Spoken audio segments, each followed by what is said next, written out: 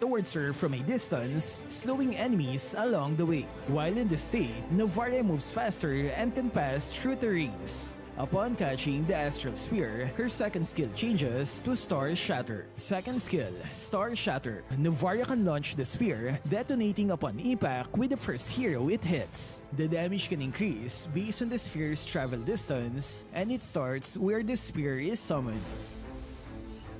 Ultimate, Astral Echo. Novaria scatters Astral Echo in a direction to briefly slow and increase the hitbox of enemy heroes by 250%, and they will also become visible for 8 seconds, revealing the surrounding area. Passive skill, Star Trail. With the power of stars, all of Novaria's skills can reveal the location of enemy heroes. Pro tips. At the beginning of the game, start by leveling up her first skill to quickly clear the first wave of minions. After that, prioritize her second skill and ultimate whenever possible, since her second skill is her primary source of damage. Although her first skill is mainly used for clearing minions, it should be given less priority compared to the other skills. To maximize the damage of her second skill, you'd want to move away from where the spear is summoned. By doing so, you gain more stacks to increase its damage. Remember, the travel distance starts from where you first summoned the spear. Her second skill has a long-range feature, providing a safe way to check bushes for lurking enemies. Moreover, the spear briefly detects hidden enemies if it passes through a bush where they are hiding, making it an excellent tool for reconnaissance. As soon as Novaria casts her second skill, she gains the ability to move through terrains. Use this advantage to maximize the travel time for the spear to fly toward her, then launch it from the longest distance possible. Novaria's ultimate gives her extra vision, allowing her to hit enemies with her second skill from a distance. And because of the increased hitbox, it makes it easier to hit her targets. Her second skill upon entering the astral state provides a movement speed boost that can further be enhanced by 60% if you pass through a wall. Because of her astral state, you can move outside the walls to evade those fast-moving enemies. You can use her second skill to check multiple bushes in the jungle area, giving you a tactical advantage over your opponents. Laning phase. To gain an advantage during the laning phase, use your first skill to slow down the enemy, then activate your second skill while retreating. Position as far as you can before triggering your second skill to deal the highest possible damage. Her first skill is good for clearing minions fast as it deals HP-based damage. You can win the lane by using her range advantage. Target the enemy hero to make them recall to their base, which eventually delays their farming. Team fights. When in team fights, use her second skill first, followed by her ultimate to provide vision. Maintain your distance as far as possible, and then launch your second skill again. Try to get a clear path to your primary target because enemy heroes and summons can block her second skill. When you suspect the enemy team is rushing the Lord, use the ultimate to gain vision on that area. Take advantage of the vision and decide whether to initiate the team fights. There is a brief slow effect on her ultimate, making it a good chasing skill when the enemies are escaping. Tactics. Novaria's mobility and incredible attack range makes her a formidable ranged mage. As early as level 2, she has the ability to roam and provide support to teammates or disrupt the enemy jungler while maintaining distance. And because her second skill allows her to pass through walls and provides a zoom out view, this makes it easier to navigate in and out of jungle areas.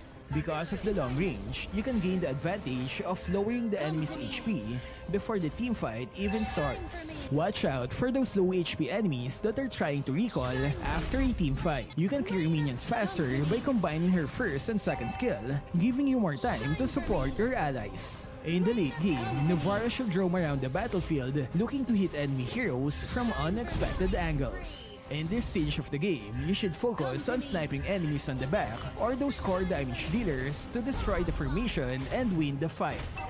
Build. There are two distinct build paths to consider when playing Novaria. The first is a utility mage build, emphasizing cooldown reduction and additional damage.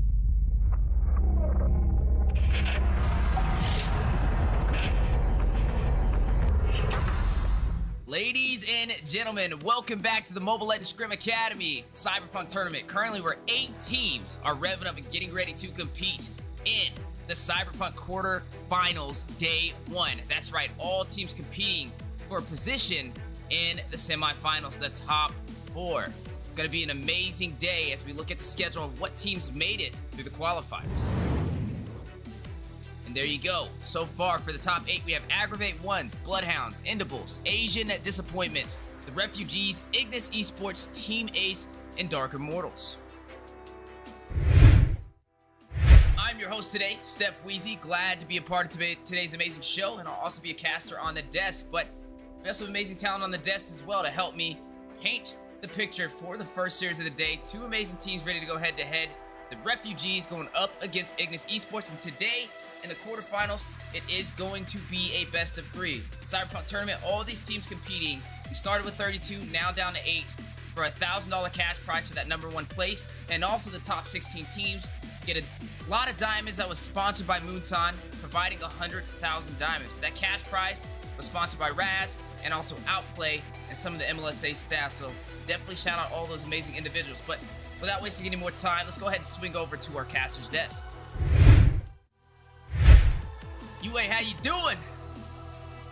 Oh man, I'm doing great. Super excited. This is the quarterfinals of the Cyberpunk Tournament, and with a lot of cash prize, you know, I'm so excited. This is going to be the first best of 3 series that we're going to have this week. So, you know, if we can, we could probably jump straight right into it, Wheezy. Yeah, that's right. Both these teams ready to go into the draft. So let's go ahead and take it over there. Team is Already here. Looks like you got Ignis Esports on your side. I've got Refugees. Now, some familiar faces on these teams, right? I mean, you're looking at Refugees alone. They have the man that always likes to run the Hanabi 3 times in a row against BTK.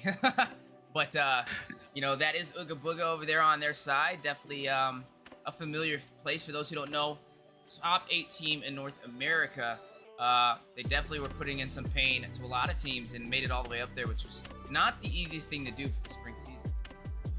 Oh yeah, no, there's a lot of familiar faces. You talk about Ooga Booga, but on the other side, we have a lot of the familiar faces coming in from Mexico. Ziggy, Dog, Tor, Tamal, those are known faces. And we also got Kush kind of joining in the party recently, along with Zia. You know, these two are the players coming in from Ackerman that decided to collab with IGN, and you know, that is a straight powerhouse team, and you can already see, hey, the band's already showing, people are already doing their homework here. Yeah, already doing their homework, right? They took out the Navaria. We've seen Navaria kind of dominate, and also the Beatrix. Both of them have pretty much been picked up almost every single day, and the win rates on them are definitely up there as well. So taking them off nice and early, I'm not against it. Now, the Beatrix is not something you typically would ban out. You know, typically go for a counter or something like that, but this is going to be the first time I've actually seen a Beatrix banned out in the first half of the phase so far for the Cyberpunk Tournament.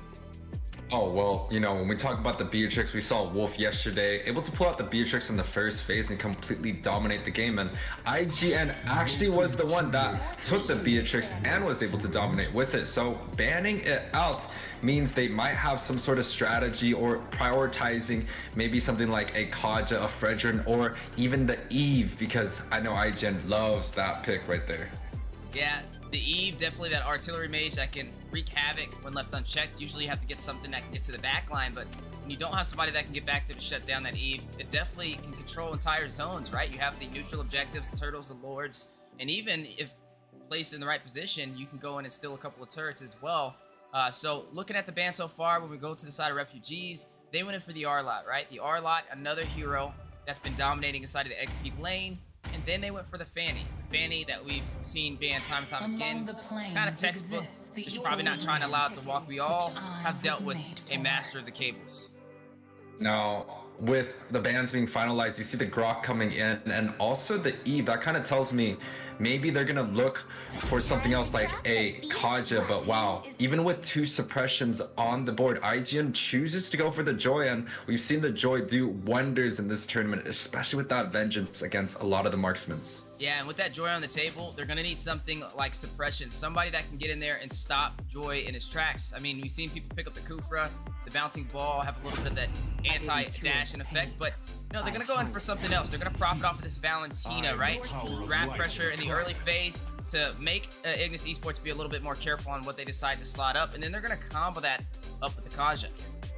Now, we've seen the Kaj and the Valentina being picked up by multiple teams throughout MSC, throughout even the grand finals of like majority of the tournaments. Now, Kaja has been one of those heroes that are always banned out.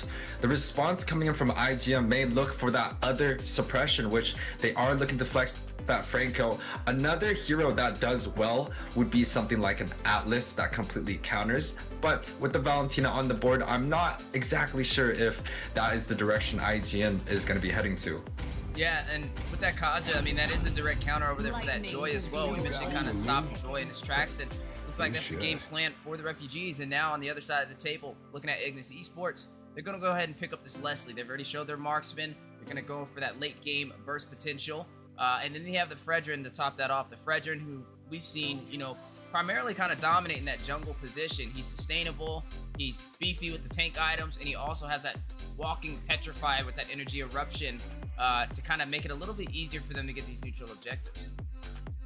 Well, you know, in terms of the Leslie, I'm not really sure if that is the correct move this early on in the phase, because there is something like a fair miss even available, and there's a lot of the mages, and you know, there's already 2 mages on the ban table. Refugeez is definitely going to be targeting that slot coming up, but you know, with the jungle being picked up, the Fredrin, without picking up this Bane right here, you might look for a Bane and a Lancelot ban coming in from IGN to completely protect that jungle pick coming up.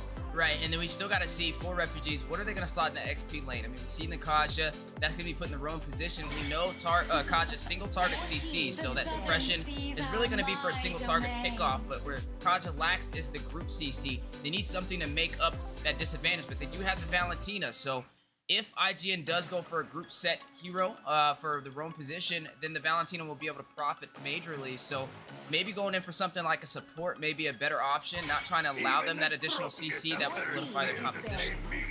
Yeah, maybe something like an Estes, or even something like a Franco, where even if Valentina does take the bloody hunt, she is going to be the one that does get suppressed at the same time, right? And when we talk about the EXP, Lapu Lapu, Dragon, those are the heroes that do extremely well early on, especially to help prioritize some of these neutral objectives. But that's only going to be on the side of Refugeez, because IGN already has that Joy, and you know, Refugeez looking for that jungler. The Bane gets banned out. I would not be surprised if a Lancelot does get banned out again. Yeah, I mean, definitely targeting these junglers right now, right? You're taking out the Bane. You mentioned needing to ban this Lancelot out. I mean, we know Lancelot's kind of that hybrid so far, right? He can go for that tankier build, but he's an assassin. He also has the mobility, and he has an invulnerable proc where he uses that Thorn Rose, and you can't even damage him. So may want to take that off the table. I think would be a wise pickup for Refugeez if it does slip through the cracks.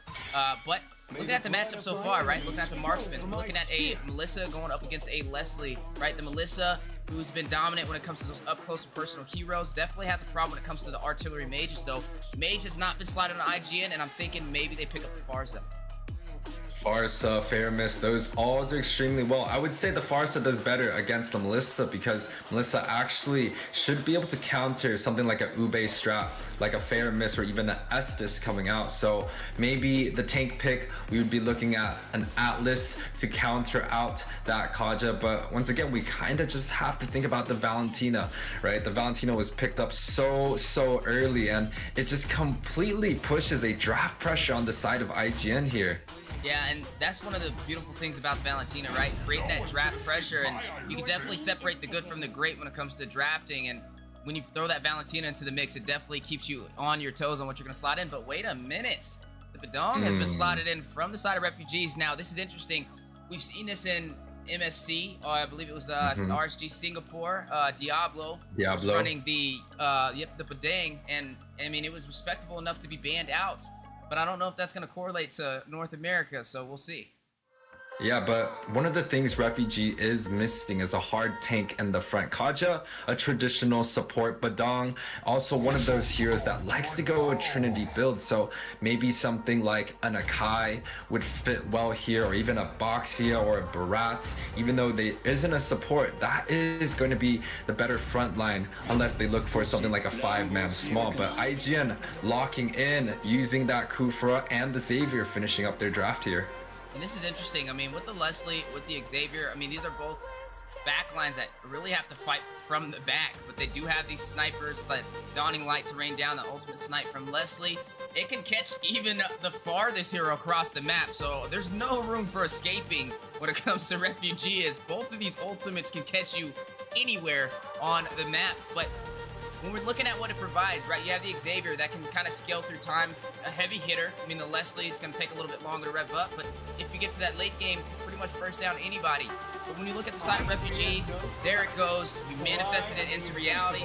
Lancelot has been slotted in to finalize the draft.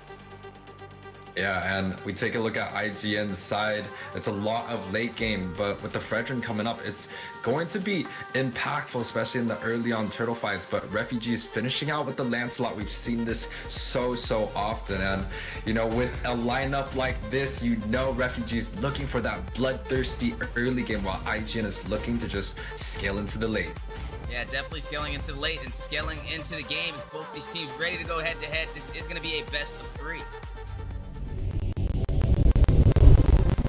There you have it, looking at both sides. We're looking at Ignis Esports going up against the Refugees. Best of 3 for the quarterfinals. Is the Lancelot going to prevail, or will the Fredrin? This is Kush. Kush, who we've seen the number 3 team in North America so far from Ackerman. And then you're looking at Ooga Booga, right? He did play as well in the NACT spring season, so definitely going to be a show. Best of 3, the first best of 3 in the Cyberpunk Tournament as well, so we'll see who can claim victorious and take advantage of the series. Yeah, and welcome to the land of dawn of the day 1 of the quarterfinals, my bad. We looking at IGN's side right here. We do see a marksman being played over here. His name is 4Beans, and I remember Zia was actually the one leading this marksman lane, but they decided to switch him out. So I kind of want to see how he fits well. He fits well within the IGS team right here. Kufa already looking to join the bot side, making sure that Leslie gets her farm early on in the game. Yeah, a lot of pressure so far on the bottom side, and I mean, that's what you kind of have to do, right? You have that Leslie who takes a little bit of time to rev up, but if you can deny Leslie a great early game, then it's going to take even longer for her to hit those power spikes that she so needs. Mlsa will pick up a little bit earlier, that mid to late game marksman, but both of them need to be shut down in the early game, should be the objective for Ignis Esports. And look already at the bullying on the bottom side from Rampage. Yeah, we talk about the early game. The Refugee definitely has the early game, as he even chunks her down even more right here. Tamal. Ooh, with a huge knock-up. Times Revenge goes in. Bounce the ball as well. And Kush is going to draw first blood. Is going to take down Rampage. But wait a minute. Beans is going to flicker away, but the Phantom's Executioner going in. Thorn Rose. Finesse is going to finesse himself a kill, but may have finesse himself into an early grave. Kush is going to find yet another kill. A great start for the jungler of Ignis Esports.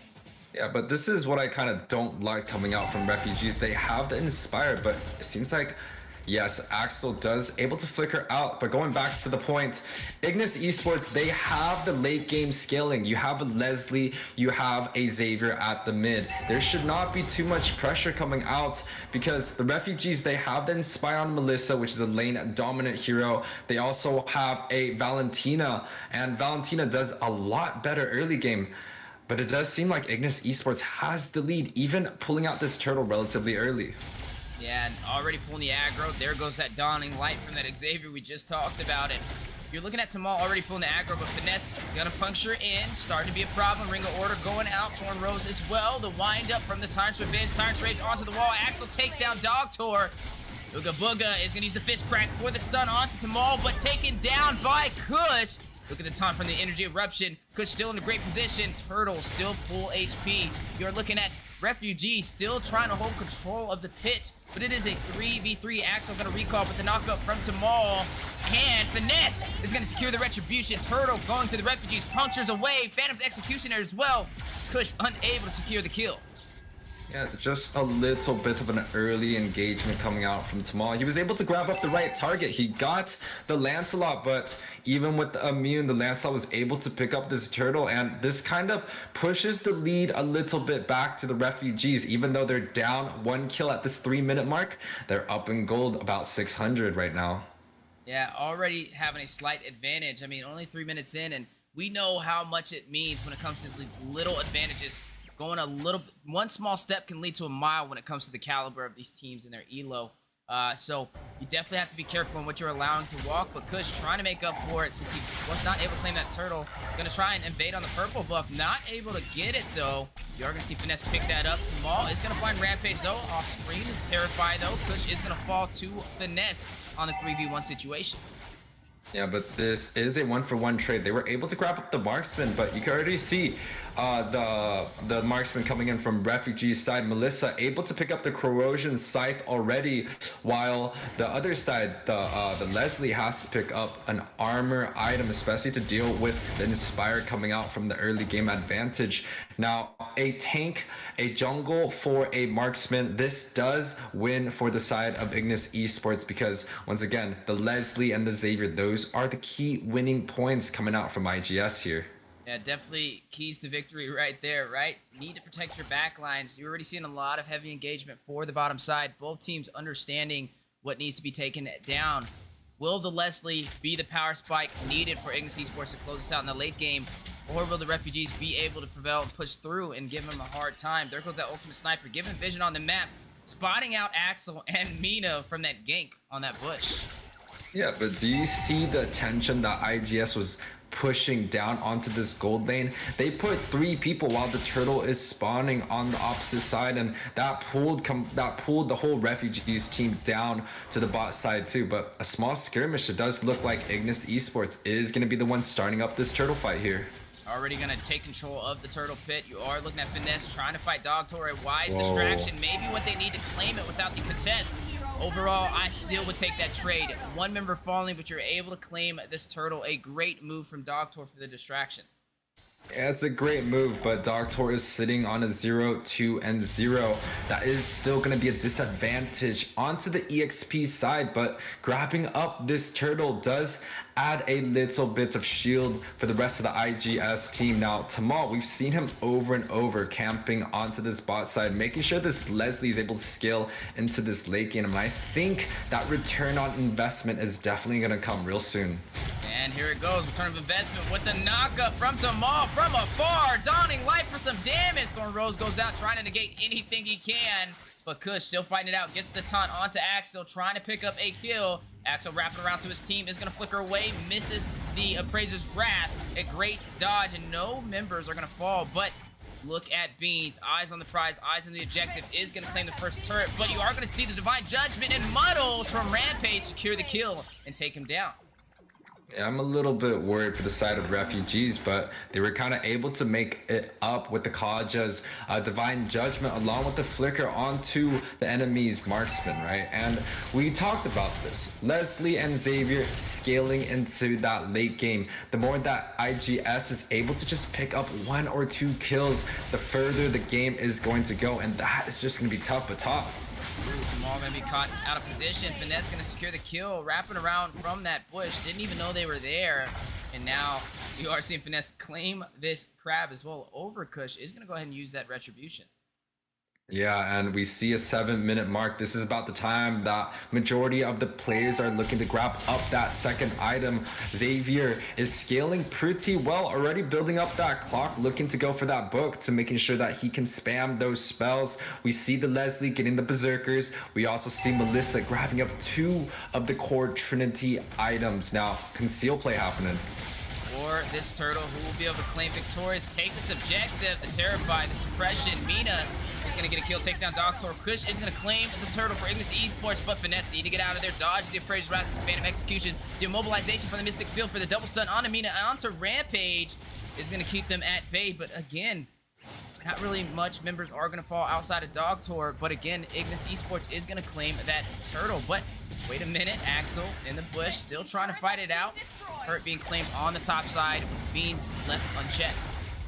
Yeah, but this is kind of a repeat part of the story as Tamal flickers away. Ooga Booga kind of scaring them with that Badong pick, but bot side, a little bit of small skirmish. They're able to grab up that tower real quick. Just kind of want to talk about, whoa, mid. Ooh, almost able to get a kill, but they're able to clear off the minions. Axel almost falls to the ultimate snipe, the Mystic Field for their mobilization on the Rampage. Both of them needing to recall back to the base. Yeah, but when you look at the scoreboard, Dog Tour on...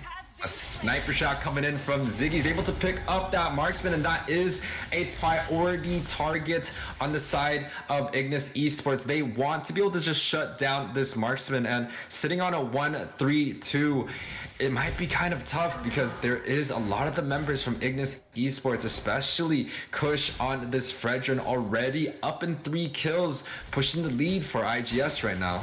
Yeah, already pushing the lead. We're definitely starting to see who's taking control of this early phase. 8 minutes in, and it looks like the name is Ignis Esports. They are already pushing up the lanes. They only lost 1 turret, but they're able to claim 2, and looks like they are now putting pressure in the mid as well. Immobilization on Amina, the energy eruption for the taunt. Jamal wrapping around from behind. Big Tyrant's Rage for the set. 2-man stun. Mina is going to fall. Bean's going to pick up the kill. Kush going to take down Axel. 2 members down for the side of Refugees, and this may create the opportunity for Ignis to open up the map even more by claiming this mid turret. Yeah, Tamal just kind of walked out to the mid side, especially towards that bush, especially in the jungle, and was able to set 2 of the plays right there, while the Refugees still had 1 member on the top, 1 member on the bot, so they were able to grab up this mid tower cleanly and efficiently, and looking for this Lord coming up right here, and the gold lead is in the favor of Ignis Esports, but it looks like they're just going to continue and just farm and push that gold lead up. Yeah, definitely an interesting match, right? 7-7, not really a high kill game. Definitely focusing on these objectives. These small mistakes is costly. Right now, Ignis Esports having a great start, able to claim this Lord, able to open up the map in the mid lane, but now the concealed play, the suppression, divine judgment, Dog Tour fighting the full team of Refugees, and is quickly going to find himself an early grave. Oh no, that's exactly what we're looking for. The Refugees have to make sure this Kodja's ultimate is off cooldown, and every single time they use it, they should be able to grab up one of the members, and that's just how the Refugee has to play this game. They're looking for a pick, they're looking to make sure to shut down one of the members, while Ignis Esports has that Kufa looking for an AoE set, along with the Xavier and the Leslie that is just poking from that far range, but Tamal looking to set. He's going to get the stun with the Mystic Field assistance. Beans is going to take down Fanboy. Some great synergy right there. Axel with the Tyrant's Rage. Using the IMU to take the ultimate from Tamal. Beans going to pick up a kill on the Axel, though, on that amazing play. Finesse is going to find Beans to respond. A mega kill activated. Ooga Booga needs to get out alive, but he can't. Kush with the denial is going to shut him down. Finesse needs to puncture away. Full team of Ignis pushing through the mid lane, powering on the map. Well, we do kind of like the Valentina grabbing up a lot of the CC ultimates, but unfortunately, most of the time, if you pick up the Krufa's Tyrant Revenge, you're going to put yourself out of position, and that's just how Ignis Esports is drafting against this Valentina. There really is no good ultimate for the Valentina to pick up, and that just makes the impact a little bit less, but wow, Dawning Light chucking in a lot of the members. Finesse going to get to the back line, though. He is going to go ahead and take down Ziggy. A high-value target secured, but wait a minute. The suppression on the Dog Tour needs to get away. You are seeing Ignis Esports still having a very great game. They're definitely getting comfortable, getting their feet settled in to this match, but Refugees, they need to find their footing. Yeah, and we're talking about a 6K gold lead Kush going in already. We are going to see a huge damage from the fist crack. Bean's going to find Ooga Booga, takes down the Badong that we talked about. Rampage going to take down Tamal. 2 members falling. You are going to see Beans find Finesse for the double kill, though. My goodness, bodies dropping left and right. Dawning Light, but a triple kill from Beans. The Leslie, we talked about it in the early game. The later this goes, we'll be able to burst down anybody, and already picking up a triple kill 12 minutes in. Yeah, Leslie was actually the one that picked up all 3 of those kills in that little team fight right there. Already scaling into that BOD. That is just going to be extremely painful. And when you look at the gold comparing the marksmans from both sides, you already see a 2k gold lead on the side of that Leslie. And that 2k gold lead is just going to be another BOD soon enough. But it does look like she is opting to go for a different item right there. Now, second Lord coming up the scoreboard is 13-11, and we have about a 5k gold lead. Ooga Booga looking to grab a little bit of the map right now on the other side. Yeah, he's going to create that separation. Realize if we can't claim this Lord, we can at least claim some objectives. But a huge stun on the wall. Tamal going to secure the kill as well. Is going to find Axel. But there you go. Dang on the top side. Ooga Booga going to go ahead and claim a turret. Yeah, we don't really like that coming out from the Refugees. They sent one of the members up there and still somewhat looking to contest, but that could just be how Tamal is just that good of a player. He's just able to grab up these picks and these sets on the Kufa and looking for another one. Ooga Booga gonna get deleted by Bees and a dawning light. In the mid lane, Mystic Field for the stun, immobilizing Finesse, the taunt on a rampage. Ziggy gonna find Mina, Xavier bursting down the squishies as well. A really good time so far for Ignis, as you are going to see the Sword make its way on the bottom side. Yeah, and we kind of talked about the draft in the early on. Kush is just proving to be a menace, and there's just so much tankiness coming out from Ignis Esports. Refugees just cannot burst through.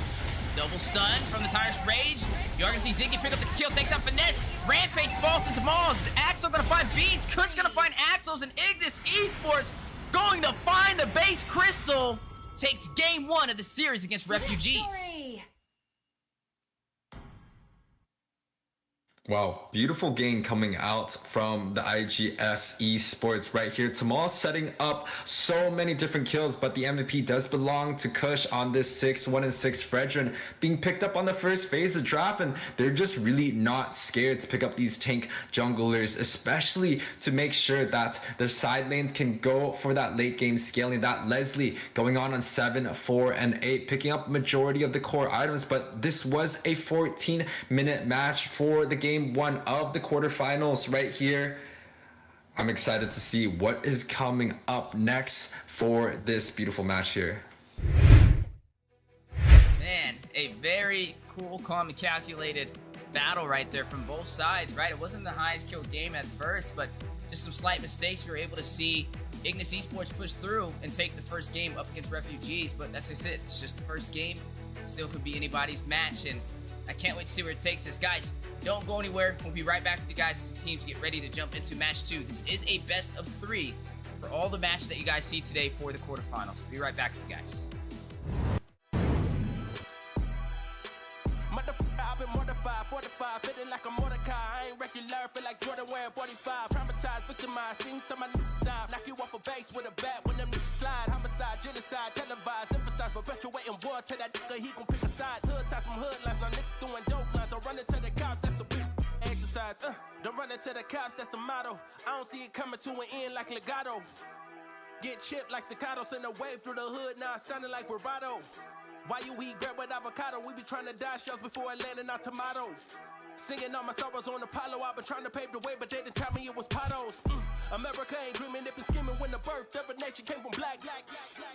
We all know it's black genius. Everybody love the culture, they be black by convenience. Hold on, my killer. You talking way too much conscience. Speak about some girls or some money or some diamonds or something. I'm not telling you to rap, not to rap how you rap, but make something we can vibe to. Sounding like a real anthem. Shawty saw my wallet, now she think I answer. Whoa, telling me she wanted me to hammer. Trying to get saved, baby, I am not the answer. No, I can never trick. Unless the bitch is my bitch with a kiss on my lips like, oh. I am not a pimp with a limp, I'm a man with a gift, and I'm doing my shit like, oh. Tell them other nips, I'm the nip. I'm the man in the city, and my bank account bigger, and my body count bigger. That's without a doubt. I'm 100 steps ahead, that's a lot of mouth. That's a lot of clout. What you all about? What your dollar amount? You a boy scout, I'm a big dog. Tell the truth, I don't get y'all to shoot. Time to corny motherfucker, turn this shit off, bro. I can't rap how everybody else rap, bro. Everybody talking about hoe, cars, clothes, chains, and money. That shit corny as fuck, bro. On God, I don't want to rap about that corny ass shit.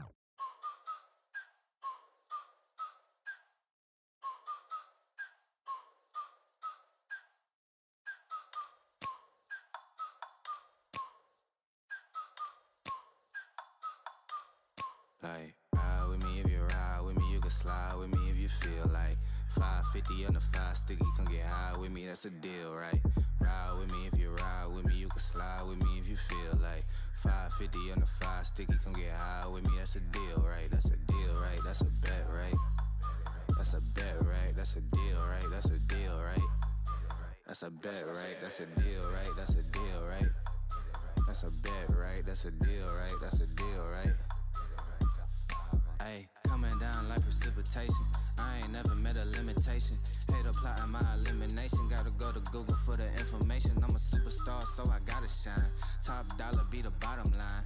Bottom feeding niggas out of line. Turn your heart rate to a dotted line. Yeah, my zodiac probably dollar sign. Got the energy to win it, my nigga, I'm feeling great. Got a date with destiny, focusing on my fate. I don't give a fuck what you rapping, you been a fake. I'm everything that they ain't, it can't be, it won't be. Wanna see me fall, I can't go, I won't leave. Coming from the block with plain clothes and police. Straight up to the top with bankrolls and rollies. Ride with me if you ride with me, you can slide with me if you feel like 550 on the 5 sticky, come get high with me, that's a deal, right?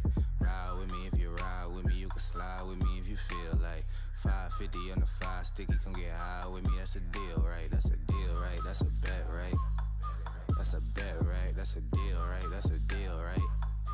That's a bet, right? That's a deal, right? That's a deal, right? That's a bet, right? That's a deal, right? That's a deal, right?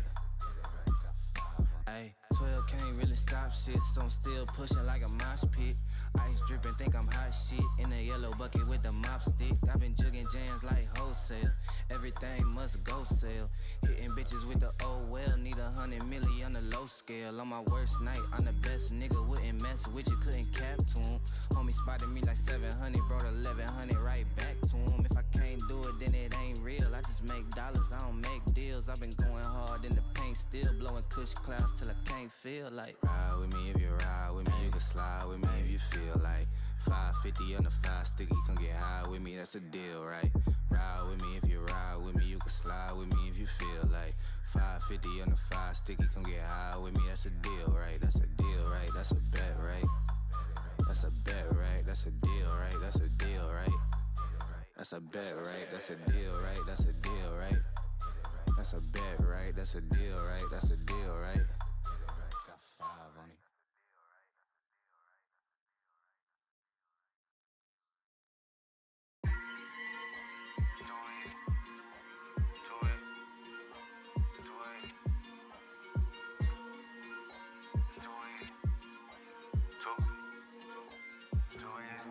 I can do this with my eyes closed. It's too easy. It's too easy. I can do this with my eyes closed. It's too easy. Too easy. It's too easy. I've been there, done it, seen it. Boy, all that like Keenan. Still got crack, they fiendin'. Flow still hot like Phoenix. Shine so bright, I'm gleaming. This off top, I'm tweaking. Fresh out the rat like Neiman. And I'm still tryna fight my demons. Cause we all gotta act like Tina. That's why I gotta ride with the Nina. Outside, it's a war going on. Maybe put my hands on my head like the Macarena. They want you walking on board like chemo. And give a F to you like John Cena. Putting blood on the brand new Beamer. Tryna earn 8 stripes like Adidas. You get cold when you ride with the heater. It'll turn you to a dog like a keto. And expose to a cat like a cheetah. They smoke my partner like reefer. Dímelo porque o no entiendo. Mi gente must really need Jesus. They shed real blood, I never seen the crypt and I believe it. It's too easy. Too easy. I can do this with my eyes closed. It's too easy. It's too easy. I can do this with my eyes closed. It's too easy. It's too easy. I can do this with my eyes closed. It's too easy. It's too easy. It's too easy. I've been there, done it, seen it. Y'all just talk, don't live it. And just took that route, that seen it. I'm so outspoken like Reason. Jimmy Neutron, boy, Young G's. And I'm a self-made man out of Sweden. And it's still off top, I'm tweaking. But I still gotta fight my demons. I ain't no good, I'm evil. I ain't been clean since Eden. It's a war going on outside. Make you put your hands on your head like the Macarena. That's why I gotta watch my demeanor. You know they locking up blacks and Latinos. It's the same old game, ain't nothing really changed but the mileage on the meter of the Beamer. You get cold when you ride with the heater. It'll turn you to a dog like a keto. And expose to a cat like a cheetah. They smoke my partner like reefer. Dímelo porque o no entiendo, mi gente must really need Jesus. He said real blood, I never seen the crypt and I believe it. It's too easy. Too easy. Too easy. I can do this with my eyes closed. It's too easy. It's too easy. I can do this with my eyes closed. It's too easy. It's too easy. I can do this with my eyes closed. It's too easy. It's too easy. I can do this with my eyes closed.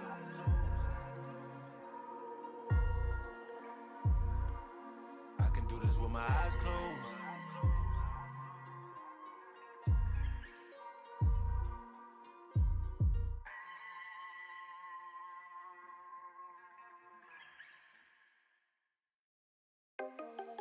Money when I'm bored.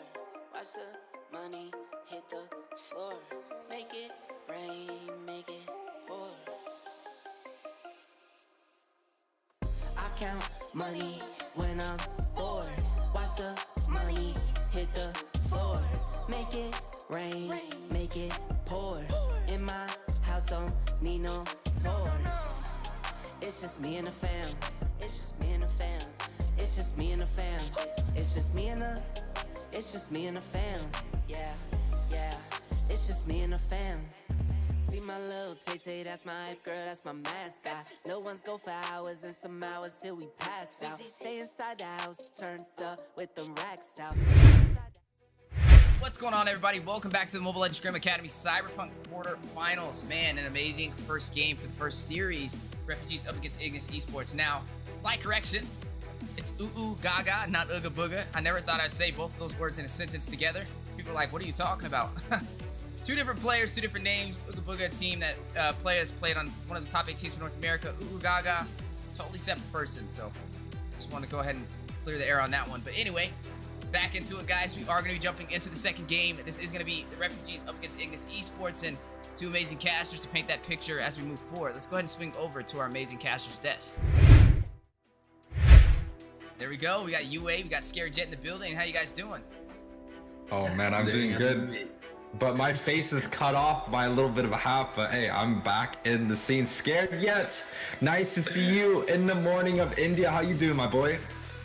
I'm doing amazing, and just for the audience and you all out there, I haven't slept at all, so I've been awake since the entire night just because of that excitement of seeing top 8 fighting it out, those best of 3s coming in, and boy, I've been served with such a lovely dish in the first game. I enjoyed it so much. Well, speaking of enjoying it, both these teams ready to go back to back yet again. So let's go ahead and swing over to the draft. Beautiful draft phase coming up. Scared Yet? You said you haven't slept? What time is it over there right now? Tell the viewers a little bit. Okay, so the exact time here right now, let me check, it's 5:21 a.m. And what? It's India, right? That's the correct? Yep. Yeah, man. Well,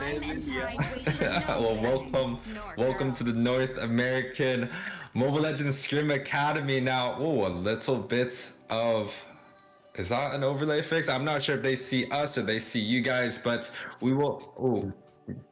Got it. We'll just jump straight into the draft right here. An Eve ban coming out from the Refugee side. Also a Fanny ban. Those are two of the heroes that IGS has played in their last few matches. IGS, they picked up the Eve on the first pick and was able to swing through the best of 1 series against one of the teams yesterday. Now, wow. 2 marksman bans coming out from IGS. That means they're extremely confident on that gold side right now.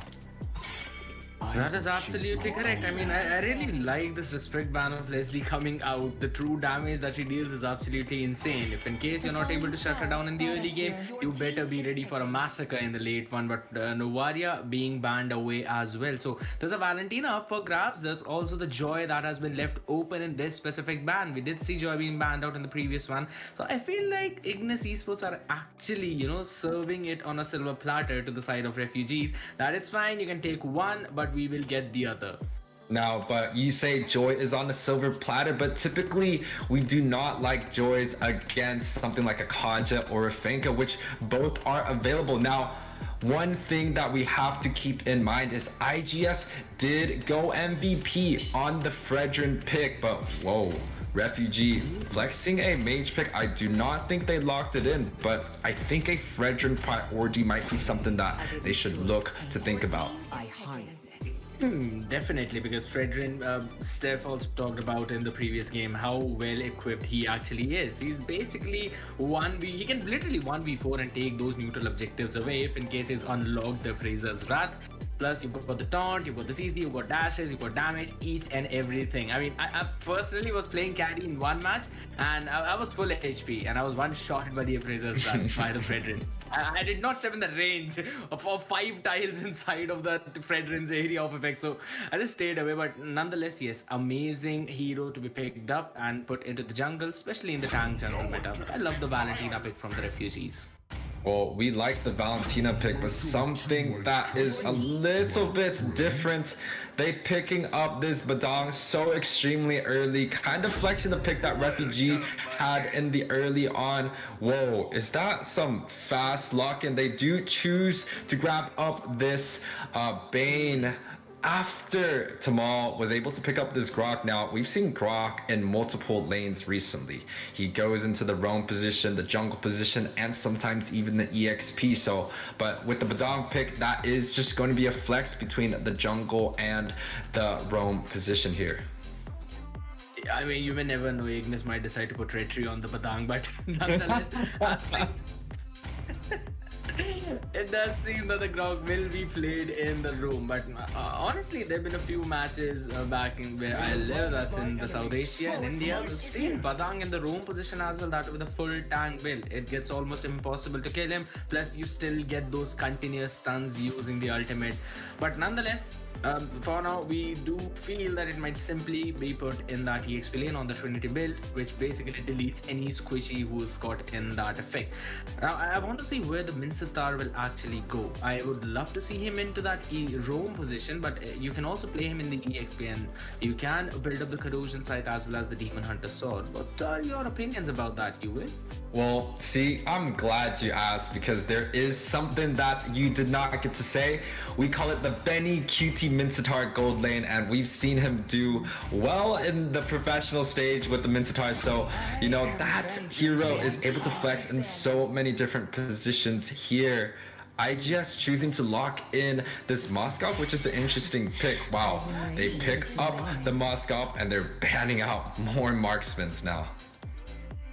Alright, so I like the idea from Ignis Esports, right? Pick up the marksman and then in the next 2 bans choke the gold lane. Force Refugees to play a marksman that they're not comfortable at. But either ways, Moscow, you need to go into that close range. His range is comparatively less than the other marksman. Plus, you've got the Bane in your opponent who wants you to come as close to him as possible for those enhanced basic attacks.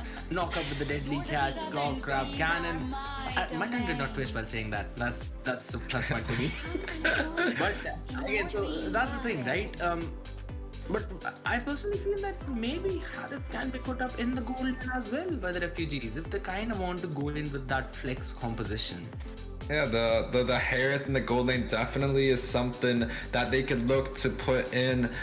With the Bane in the jungle, they do have that physical coming out. So, and especially with the Minsatar, if they're looking to go for that EXP Minsatar, they do have enough physical damage coming in. But the bans are coming out from both teams. They choose to ban out the Lunox and the carry, meaning that they're looking to add a little bit of the tankiness. Maybe the Fredrin comes back out. But wow, Refugees not respecting that Kush, went on the MVP on the Fredrin here. And, you know, with the 2 mages banned out right here, I'm not exactly sure what Refugees' plan is coming forward here. I believe that since they've already logged the Minsatar, it is basically to deny any dash jungler in that case to Ignis Esports. And you know that Fredrin does depend on his dash if he needs to actually get those stacks and to unlock the Appraiser's Wrath. So that would be the timing that I believe Refugees might want to look in for. Okay, but I will make this out the one for not respecting the Minsatar, locking in a Lancelot. I mean, I should just at this point shut my mouth and throw my thoughts out of the window, because this is something that I was not expecting. Up against the Minsatar, you need to have a confidence on cloud 9 in order to face that. You know, us casters, I can honestly just say that both teams a little bit disrespecting each other, right? IGS did so well with the Fredrin, but they decided to leave it open this time, and Refugeez, you know, not looking to ban out the Fredrin, not looking to even attack any of the heroes that they previously did, and they're just looking to grab up the same composition. Hopefully it can work a second time, because I would love to see a best of 3 series on the very first game set of the day today. True. I mean, everyone wants to see that match go to full best of 3, plus all the fans out there for Ignis as well as Refugees would want to see that happen. Now, locking in the final pick is on the Alice, if I'm not wrong. That's That is the Alice. Okay. Alright, talking about theoretically how that would work on paper is that you're gonna get some early stacks in the mid lane, because there are 4 minions, one extra minion in each and every wave up until the 5-minute mark. So you should be able to stack up quite a ton of minion waves and those stacks. Again, on paper, it works. But seeing it's in the hand of Ziggy, I think so he should be able to make it work. He's got the Vengeance as well, so a pretty good counter for the basic attack based Bruno, who also loves to use that crit from his passive. Let's see, I think according to the draft, Refugees have won it, but we will have to jump in the land of Dawn to see game number 2 and see how things actually turn out. Yes, we welcome all the viewers from all over the world. Welcome to the Land of Dawn. This is going to be the game 2 series between IGS and the Refugees. Now, just a little bit of a backstory. I've seen Ziggs on this Atlas quite often. He used to be an EXP laner running this. Now he's a mid laner running this back. But a little bit of a role swap coming out here. Kush, originally the jungler, looking to go for that gold lane right here. And they did sub out somebody in that jungle position. And the Grok already on the bot side, making sure that Kush is able to farm really well. That is true. In this game, Kush actually looks like a zombie, but whoa, wait a minute. That's such an early gang coming in. But that was a good spear knockback. Stunning Valentina as well as the Kaja together. That's going to give a little more room to Alice to farm up those minions in that mid lane. And we know that after that level 4, we will see Ziggy more proactive in those rotations. So up until that point, he would definitely want to try and play a little bit safe. For now, Kush being bullied in the bottom side. Now, I wanted to talk about the Bruno pick, right? Because yes, they were choking out that goal lane, and Bruno was one of the best picks that you could have chosen in that situation. You've got the ults, amazing stack coming in, and your crit depends on the number of stacks that you have. So, and you've got a ton of range as well. Now, when we talk about the Bruno pick, I believe in like the M2 series, like Bruno was a championship pick, but bot side a little bit of aggression. Oh, absolutely, and we're gonna see the deadly catch coming out as well. Tamal dodges the knocker, but definitely he's gonna lose a ton of HP. Valentina flicker forwarding, missed the skill one, and that does mean that Moscow will survive. We're gonna have a quick tech pause in the meantime, but what a way to engage. That was such a heartbreaking miss for Valentina. Yeah, that was a flicker play coming out with 2 low health opponents, the Grok and also the Moskov, and both from IGS's side were able to come right out of that, and there's just no trades coming in. But what is on Refugee's side right there was able to grab up some of the gold plate tower on the bot side. Now, we kind of want to talk about the strategies coming out, right? We see the Kaja being picked up from the Refugees. We see this Grok being picked up from the side of IGS. What do you think about the role matchups coming in and some of the strategies they might have to implement to get the Ws? Honestly, we know that the Kaja with that Divine Judgment can give some amazing plays, right? But he needs to find those priority targets that are in between a couple of people. So if in case Kaja is able to find that target and he is able to avoid the CC that's going to come in from Ziggy, Kush, as well as Badang and Tamal, then of course he would be able to provide some amazing setups to his team. And it really depends on how surprising can he get in those plays. But this definitely is very surprising for us. Bruno taking the tower down right away.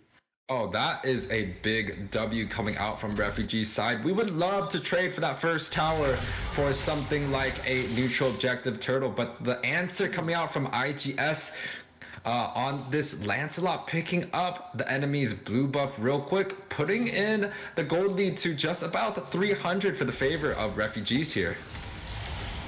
That is true. Wow. Then again, the English coming in. Alice jumps in the fight. Catch being used up to knock them back, and that's going to be the Grog with the wild charge trying to shut them down. But little do they know, they would just need to escape from that situation. They got the pick that they needed on finesse, and now they're retreating back to safety. No trades coming in. Well, that was a good play, an unexpected play coming in from both of these teams. But yes, you talked about the extra goal lead, but look at the goal difference between both the marksmen. It's almost about a 300 goal lead. I personally thought it should be a little more than that. Maybe he missed a cannon minion or two in that case. Yeah, but another fight at the bot side. He should die at this point. Yeah, Bruno's just been taken care of now. Yes, you got the tower, you've got the plating, but now you've been shut down. You probably missed a couple of your minions. That means you're going to be put back to the equal farm as a Moscow, and now Moscow will be taking the gold plating. So that is going to be a big turnaround in that gold lane. While on the top side, we're still going to see the engages coming in. Alice wants to try and take care of that lane, while Moscow just easily pushing the main. My goodness, these teams are just so focused on these objectives.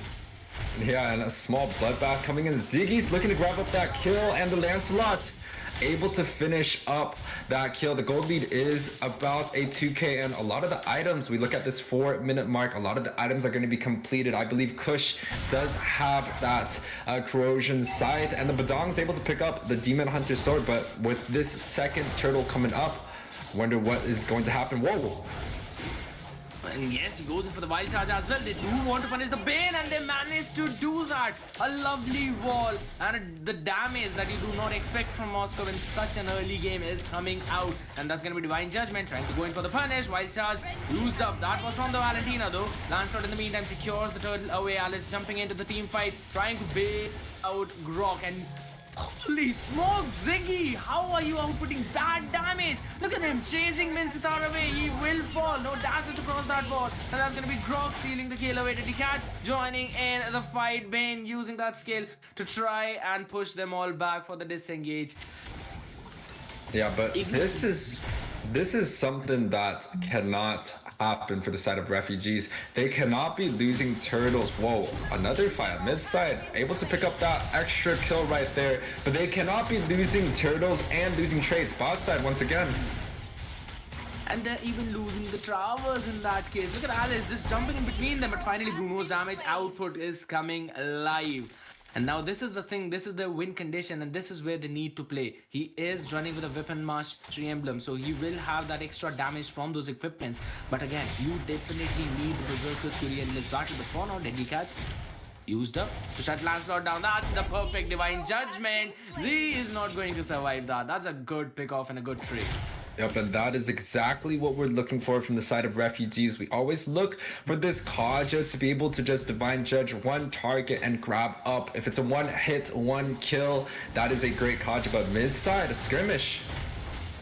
And that's going to be Wild Charge used up, and just shut down right away like that without using King's Calling. Bruno being shut down pretty low in that HP. Ziggy taking the tower damage. And the catch being used up, connecting on no one, but Bruno shuts Moscow down, and Kaja catching the Alice in the meantime, securing that pick off, picks up the dominance ice as well. So no more free region for Ziggy in this case. Now, I really feel like Ignis are getting a little overzealous. They had the goal lead of around 4,000, which has dropped to 2,000 at this point, and Bruno has got the Berserker's Fury. But look at the farm of Moscow, you will. Yeah, 100%. I totally agree with you. Ignis kind of stepping out a little bit over aggressive. Tamal kind of walled off that Alice earlier, but the gold lead has shortened quite a bit. 7 minutes. The skill score is 7-4 on the side of Ignis, but turtle fight.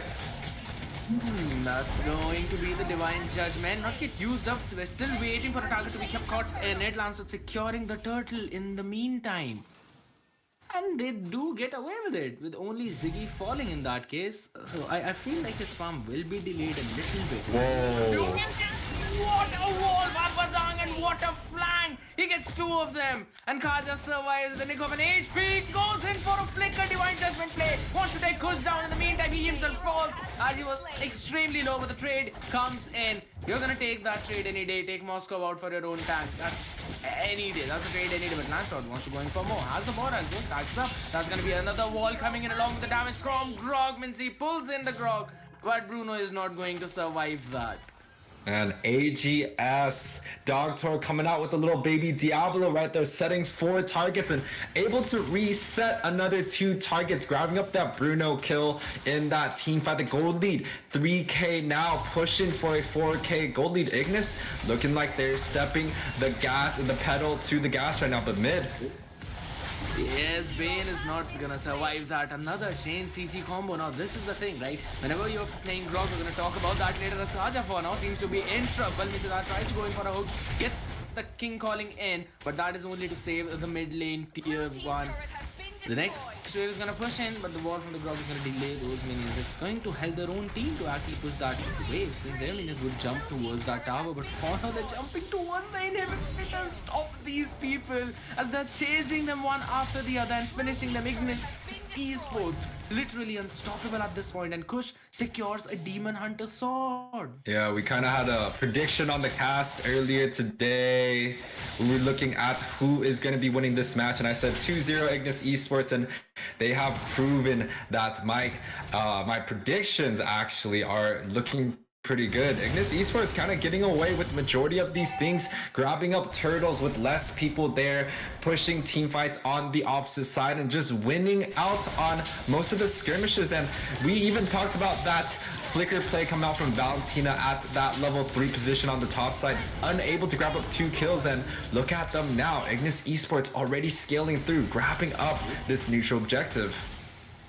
Absolutely. Now I just want to wait and see how this fight is going to turn out, as that's an amazing Wild Charge knocking Kaja. He just stayed put in that one specific position. Now this is the kind of update that I loved when the Grok was reworked a little bit, especially that Wild Charge, that if there are people around wherever you strike that wall, they will also be stunned for a few seconds. It's not just that knockup, it is about that hit where you actually are going to land it. So another great setup by Tamal. He could not catch anyone in that wall, but no worries. I'm gonna headbutt that wall so that you stay put in that play. And they got the pick off that they needed. And what's gonna happen right now is gonna be important.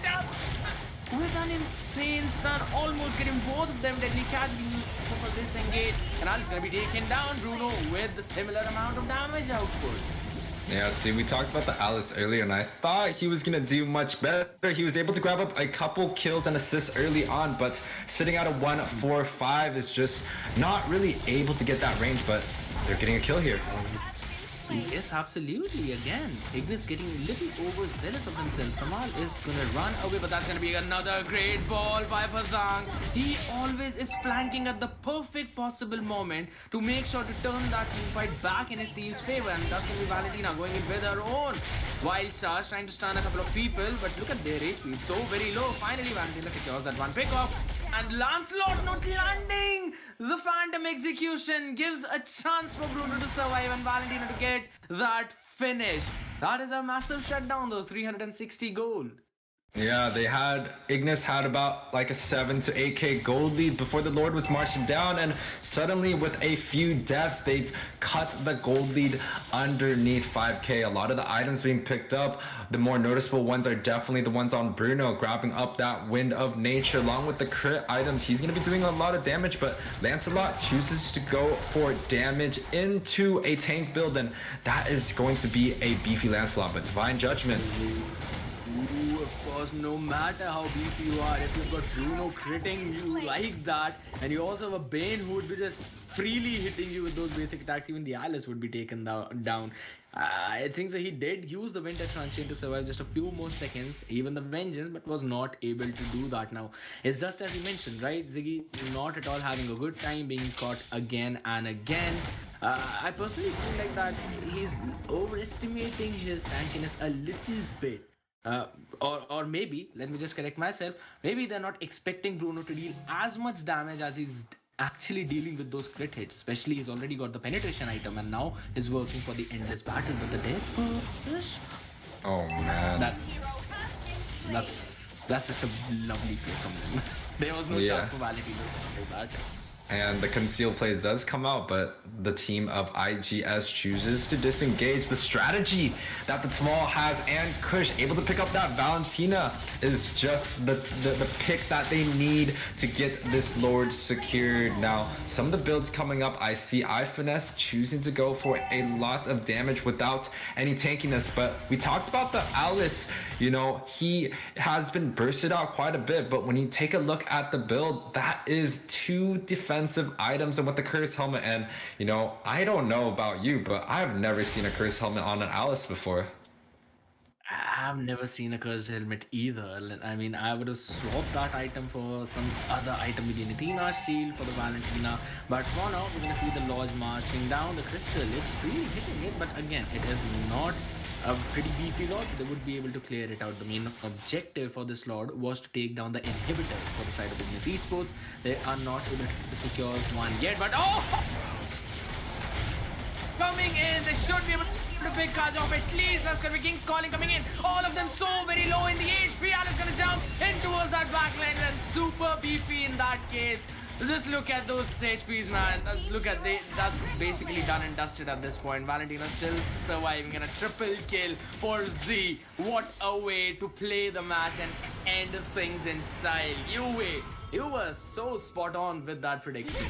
Yeah, but you know, with a terrible Lord Sync, they're able to pick up this kill, but wow, it does seem like IGS is able to rotate around their jungler and making sure that the jungle is going to be the main carry of this game, grabbing up this MVP. But yes, once again, 13 minutes match. The scoreboard is 23-14 for IGS against Refugeez. They were able to grab up the victory 2-0 in this best of 3 series. Tamal also doing extremely good with the 43% team fight participation and one of the highest damage taken. But Ziggy's, we kind of talked about his Alice. He just didn't prove to be so well in terms of his KDA, but with a stat line of 22% damage and 29% damage taken, he is considered one of the front lines for the team. So IGS choosing to have a beefy comp was able to project themselves in the victory of this set here. Absolutely, and again, I really love the play that came out from their side. And even though the Alice, it was not seeming to be absolutely perfect or so very, you know, showing those star plays, but the job that he had to do was to make sure that the damage that was divided between him and Grog was on point, and that is exactly what happened. Took on a little bit extra damage, but was also able to output similar numbers. And again, Moscow, I was expecting that maybe Moscow might go in for a double kill or triple kill, but it was Lancelot in the end. But trust me, if you ask me who the MVP for that match is, it's 100% Tamal on that Grog with those walls, wild charges. He was spot on with everything. What an explosive series, the first one for today, and that is going to be Ignis Esports moving forward to the semifinals, knocking down the Refugeez. We appreciate you guys competing. At least you placed inside of the top 8. Prizes will be going out after the tournament, guys, and we appreciate everybody who's participated. But as we're slowly getting to the top 4 teams for the Mobile Legends Scrim Academy Cyberpunk Tournament, we are going to take a little bit of a halftime segment break, but we got a special segment for you guys to check out. But before we do jump into that, 2 more teams are going to be going head-to-head. It is going to be Endables up against the Asian Disappointments. So definitely another explosive match. Some more of the top teams in North America ready to fight it out. But let's swing over to our special segment. That's right, New York just had an MLBB meetup. You see Tyrant over there. You see some familiar faces. Some of them who we've seen compete in this tournament alone. As you see, Cardi did play for BTK. They didn't make it past the qualifiers for day 1, but nonetheless, some great players. So if you guys are looking to do meetups, definitely reach out to my boy Tyrant, NH Tyrant over there. He's definitely been doing them for a while in all different areas. So even UA has been a part of some of the meetups, and I'm sure he can tell you about that next time he hops on the desk. But more than that, guys, some things are changing for Mobile Legends Bang Bang. So before we go to that halftime segment, let's go ahead and switch over and see the new changes.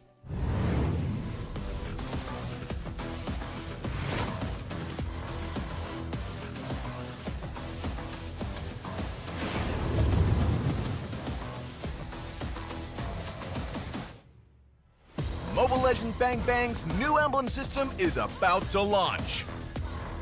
Master the new emblem system, unleash their potential, and conquer the battlefield. No matter which heroes you play, the new emblem system will open up new possibilities. In the new emblem system, talents will no longer be restricted to specific emblems and can be mixed and matched for greater customization and versatility on the battlefield. Imagine using Bargain Hunter with the Marksman emblem on Layla to gear up ahead of the enemy for an early power spike. Or Killing Spree on the Mage emblem for Guzhan to turn him into an even deadlier assassin that can pick off the enemy one after another. You can discover more ways to play your favorite heroes and really shake up the meta. We've streamlined the emblem types to make it easier to pick the right one. We've also optimized talents to focus on providing more options for your heroes. In terms of editing and applying emblem setups, it's now easier than ever to quickly adjust them on any hero. You can configure your talents in just 3 simple steps. When it comes to progression, your emblems will no longer cost battle points to upgrade, and your previous emblem levels will all carry over. Tailor your emblems to your playstyle, grab your friends, and queue up for some intense MOBA action. Mobile Legends Bang Bang new emblem system available 6/27. Master the new emblems, master the battlefield.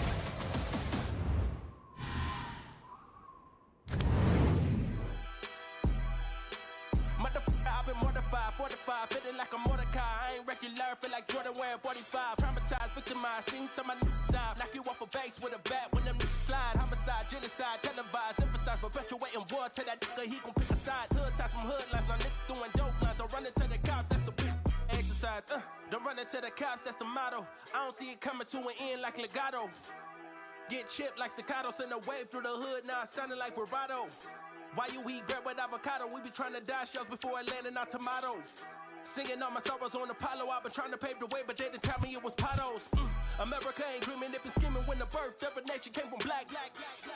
We all know it's black genius. Everybody love the culture, they be black by convenience. Hold on, my killer. You talking way too much conscience. Speak about some girls or some money or some diamonds or something. I'm not telling you to rap, not to rap how you rap, but make something we can vibe to. Sounding like a real anthem. Shawty saw my wallet, now she think I answer. Whoa, telling me she wanted me to hammer. Trying to get saved, baby, I am not the answer. No, I can never trick. Unless the bitch is my bitch with a kiss on my lips like, I am not a pimp with a limp. I'm a man with a gift, and I'm doing my shit like, Tell them other nips, I'm the nip. I'm the man in the city, and my bank account bigger, and my body count bigger. That's without a doubt. I'm 100 steps ahead, that's a lot of mouth. That's a lot of clout. What you all about? What your dollar amount? You a boy scout, I'm a big dog. Tell the truth, I don't get y'all this shit. Sound corny, turn this shit off, bro. I can't rap how everybody else rap, bro. Everybody talking about hoes, cars, clothes, chains, and money. That shit corny as fuck, bro. On God, I don't want to rap about that corny ass shit.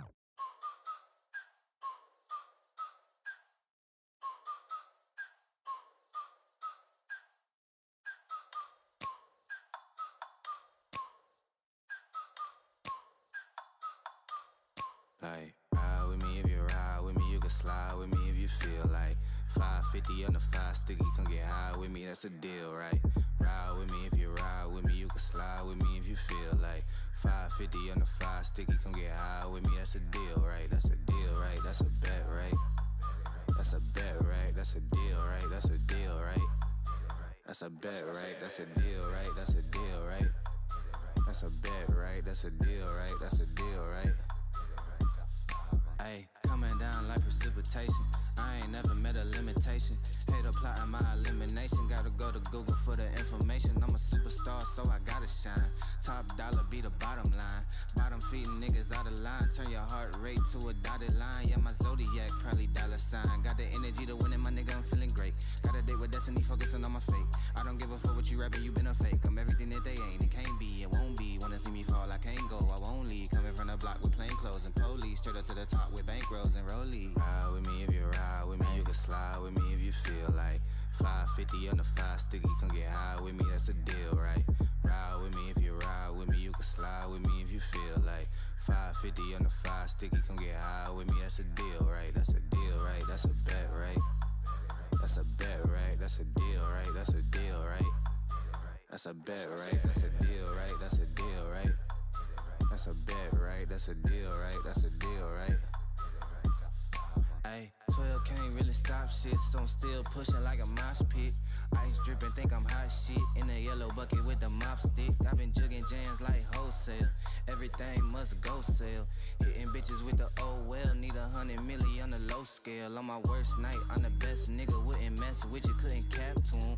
Homie spotted me like 700, brought 1100 right back to him. If I can't do it, then it ain't real. I just make dollars, I don't make deals. I've been going hard in the paint, still blowing kush clouds till I can't feel like. Ride with me if you ride with me, you can slide with me if you feel like. 550 on the 5 sticky, come get high with me, that's a deal, right? Ride with me if you ride with me, you can slide with me if you feel like.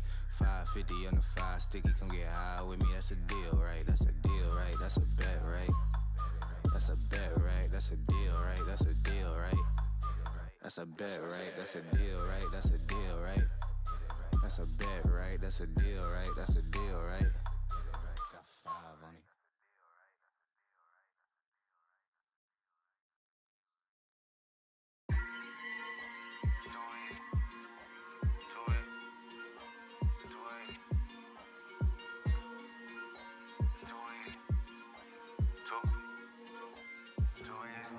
I can do this with my eyes closed.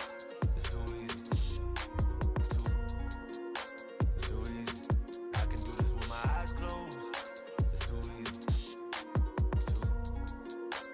Too easy. It's too easy. I've been there, done it, seen it. Boy, all that like Keenan. Still got crack, they fiendin'. Flow still hot like Phoenix. Shine so bright, I'm gleaming. This off top, I'm tweaking. Fresh out the rat like.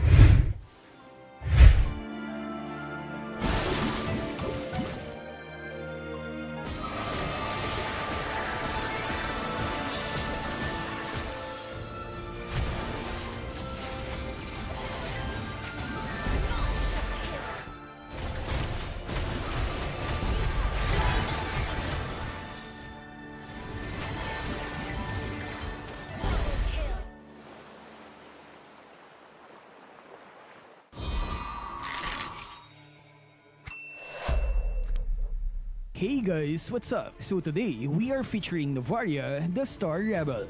Novaria is the daughter of an astral artificer from the celestial haven of Stargate Valley. She possesses a solitary nature, formidable strength, and a pure heart that radiates compassion. However, the same stars that are the source of her power are also responsible for the calamities that have befallen her family and stripped away her freedom. Shackled by astral rings, Novaria broke free using the power that she desperately hid in her early years. Her new goal is to complete the Star Atlas and with it, unlock the secrets of the stars. Hero skills.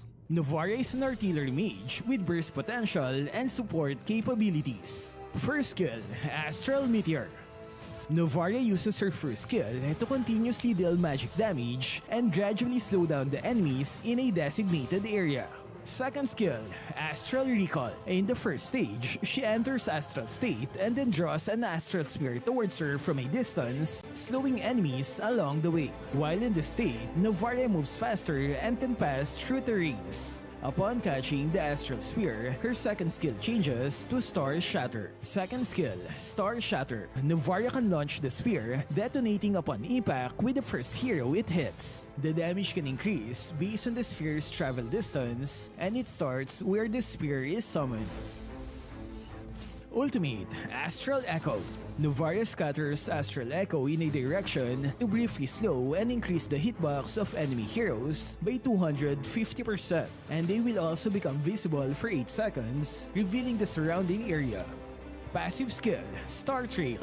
With the power of stars, all of Novaria's skills can reveal the location of enemy heroes.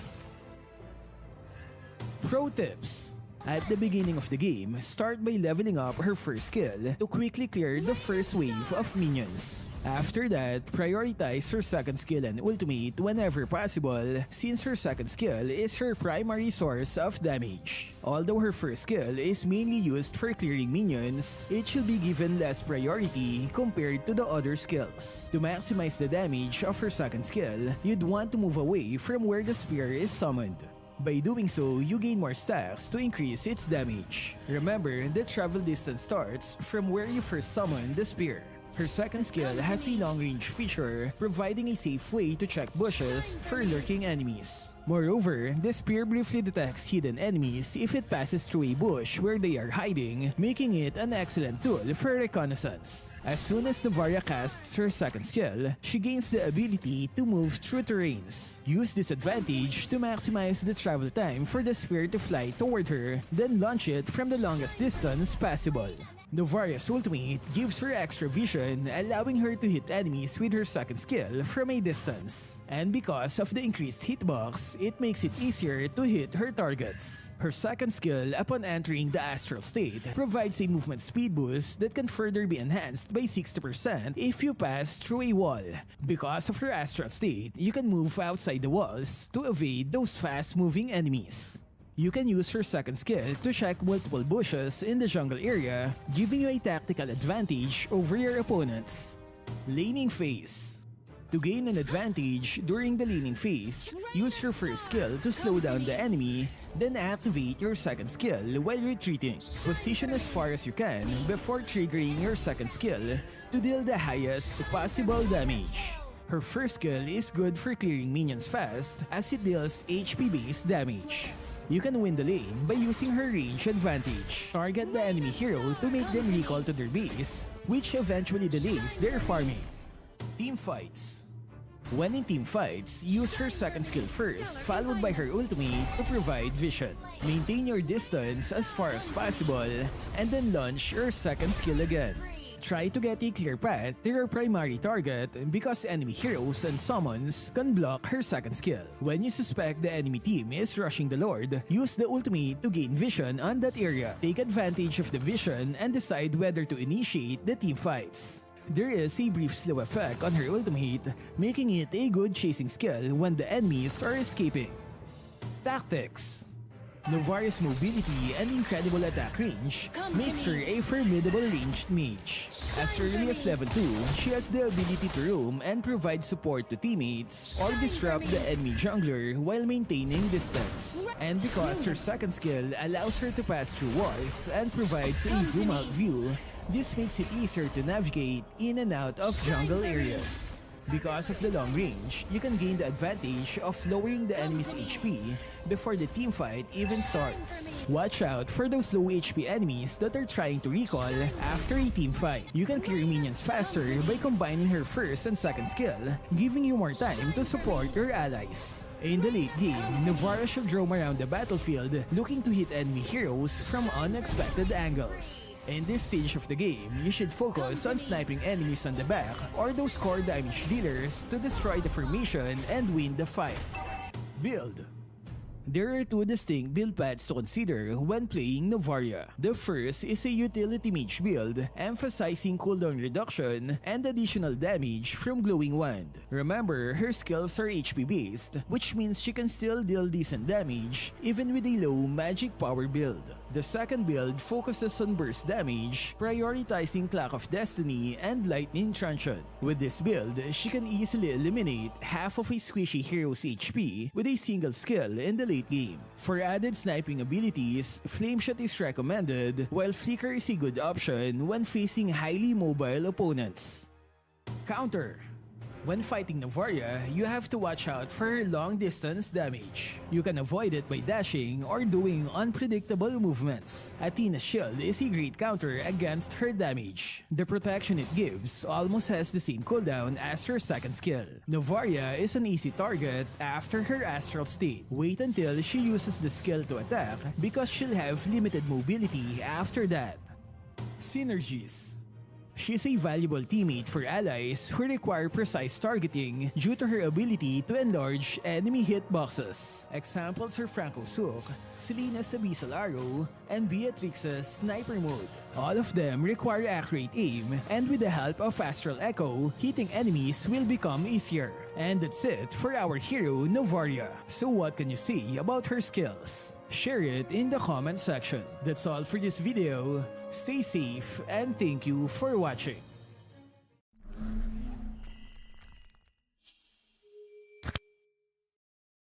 The basics are the way! They gotta stop him! They gotta stop him!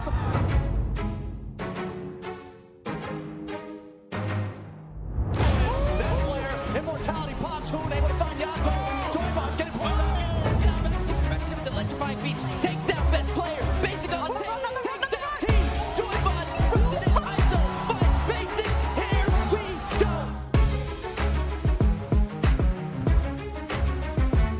Work, but ISO now. Oh, that's a big jump. He lands. Best player on the run for the first time. OP. I don't want to get the move. Takes it to the make of time. Down goes Moonton. Joy Bots getting dangerously. Oh, another hook. This is bad. It comes to Colt Alter though. Yato able to save the day. Shark. But wait, the rest of OP's here. You walk right into him and down you go.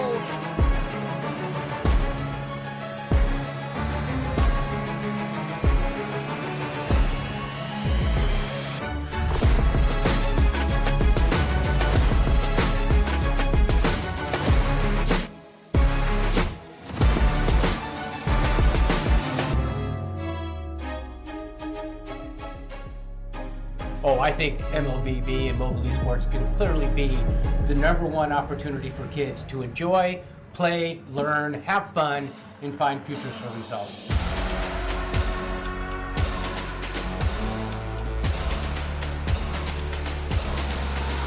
Sometimes I hunt for the storm just to weather it. Prefer them deadly than challenge accepted. And don't get too friendly, my motives are treacherous. There's a thin line between pain and what pleasure is. And on that thin line is me leaving them breathless. Make them aware it's their moment of reckoning. Used to be less of a wreck, now I'm reckless. I'm the best and I still get the best of them. Hold up. Always been the one that got them heroin. Still get a little bloodlust every now and then. Beckoning, follow him, or fall to him like they all do. I follow my own guidance. I follow my own guidance. Still walk up and chose violence. When I talk, they all silent. NASEF's vision is to give all students an opportunity to learn about career pathways that they can have in esports. For some, it's being an elite gamer, playing games like MLBB. For others, it's casters, it's streamers, shoutcasters, all these different career opportunities. And so that's what NASEF is doing, is providing career pathways and opportunities for all these students. You know, we don't in the United States, in North America, play mobile games. And it really is, when we traveled around the world, that's what everyone plays.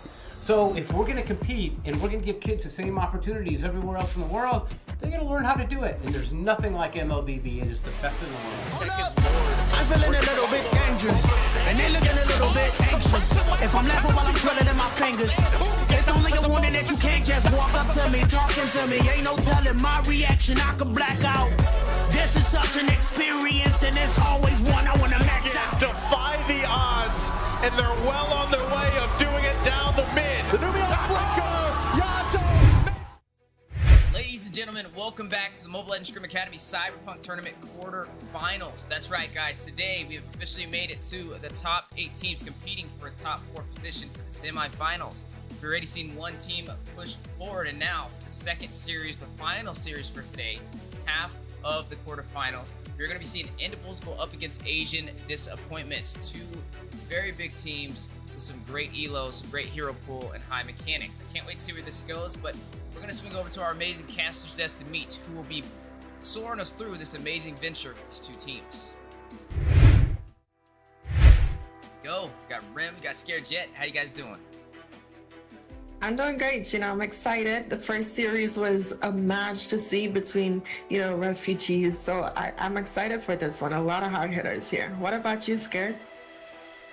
I mean, I've been surprised by the way the teams have been playing. So, of course, we've seen the Asian Disappointments play yesterday. We've seen how Endables have been going through their journey. So, again, very excited to see the matchup right in front of us. And speaking of matchups, we're going to move on to our special segment, a little bit of predictions for some of the casters on the Mlsa. There you have it. You're looking at a little bit of a split decision across the board. Some Endables, some the Asian Disappointment. Time will tell as both these teams going to be fighting it out in a best of 3, but both these teams ready to go head to head. Let's go ahead and swing on over into the draft.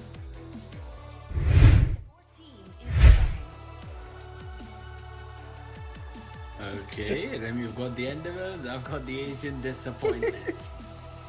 You know, it's funny because I was actually gonna wear blue today. It would have matched a little bit better, but I feel like black is a pretty neutral color. So, you know, depending on whichever side that I got. But Yeah, we are jumping into this draft here between these two teams, both very strong. I would consider them to be on equal scalings, right? So Asian disappointments, you're going to be shocked, most likely, with some of the picks, right? They saw them. What's your command? We saw them run the Lancelot in that EXP position yesterday, so they're capable of a lot. With an execute in that EXP, that two Lancelot. Yep. And the most important thing that I was surprised of was the fact that he was winning the lane. Up against the Yuzhong as well.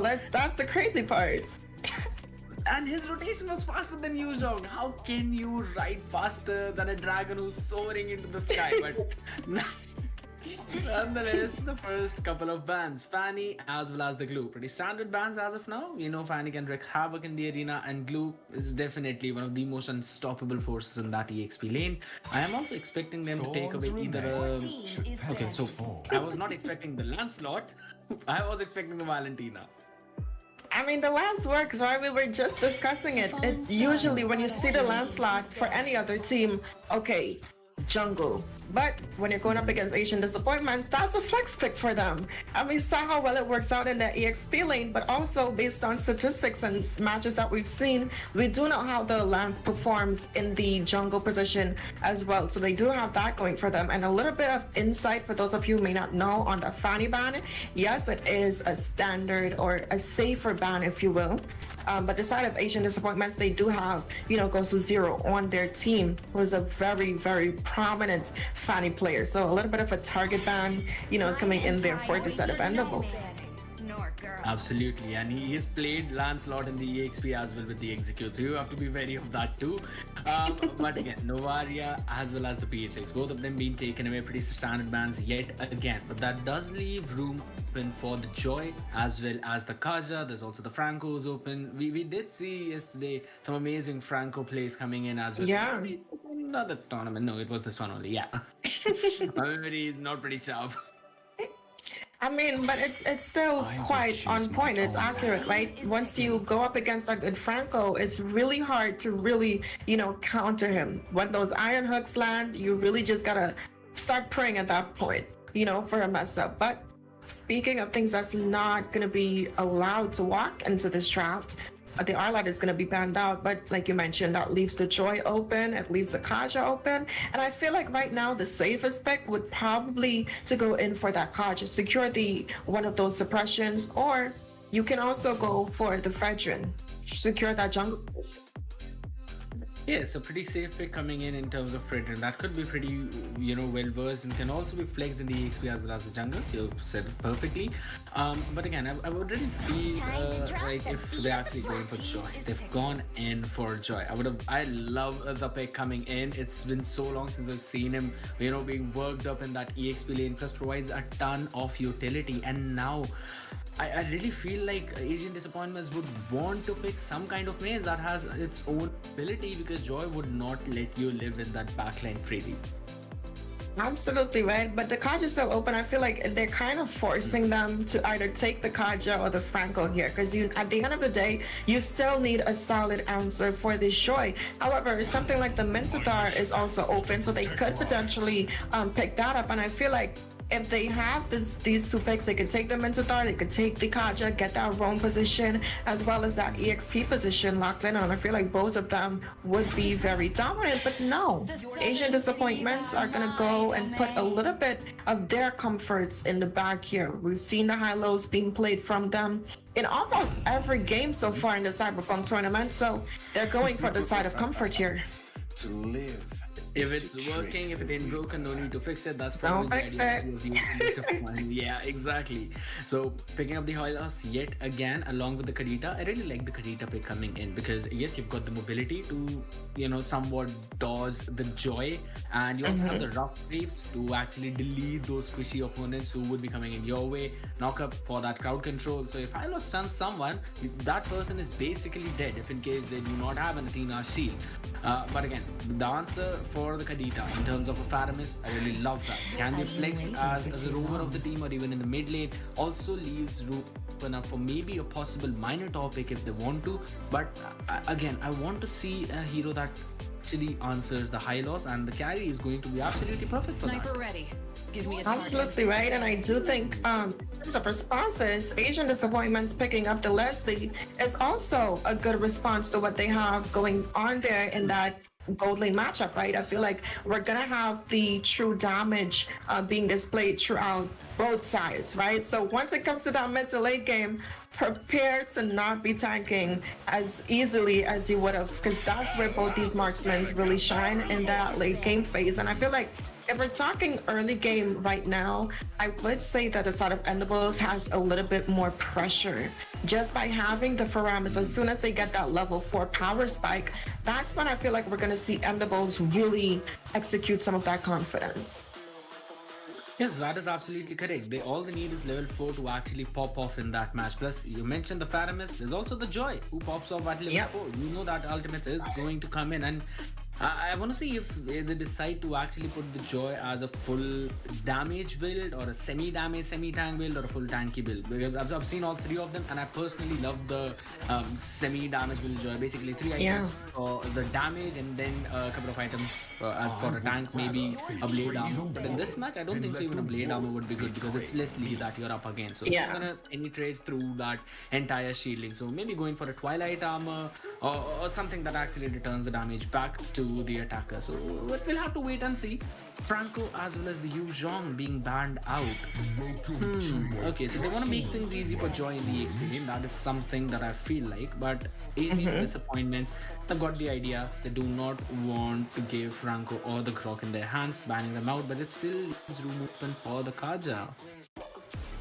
I feel like in terms of that Kaja, I feel like just having the high-lows there, it's gonna make it harder for a Kaja to really get to that backline, because if he does go in for a Flicker Divine Judgment, he can be stunned, and you have the Kadita who's just gonna, you know, drown him. He should have gotten some swimming lessons, right? But I feel like the Asian Disappointments right now, banning out some of those strong bombers, especially ones that have set potential, right? And that's what Endables is missing right now. So I do think it's really, really smart for them to ban out that Grok as well as the Franco. I think it's a really good drafting coming in from the side of Asian Disappointments right now.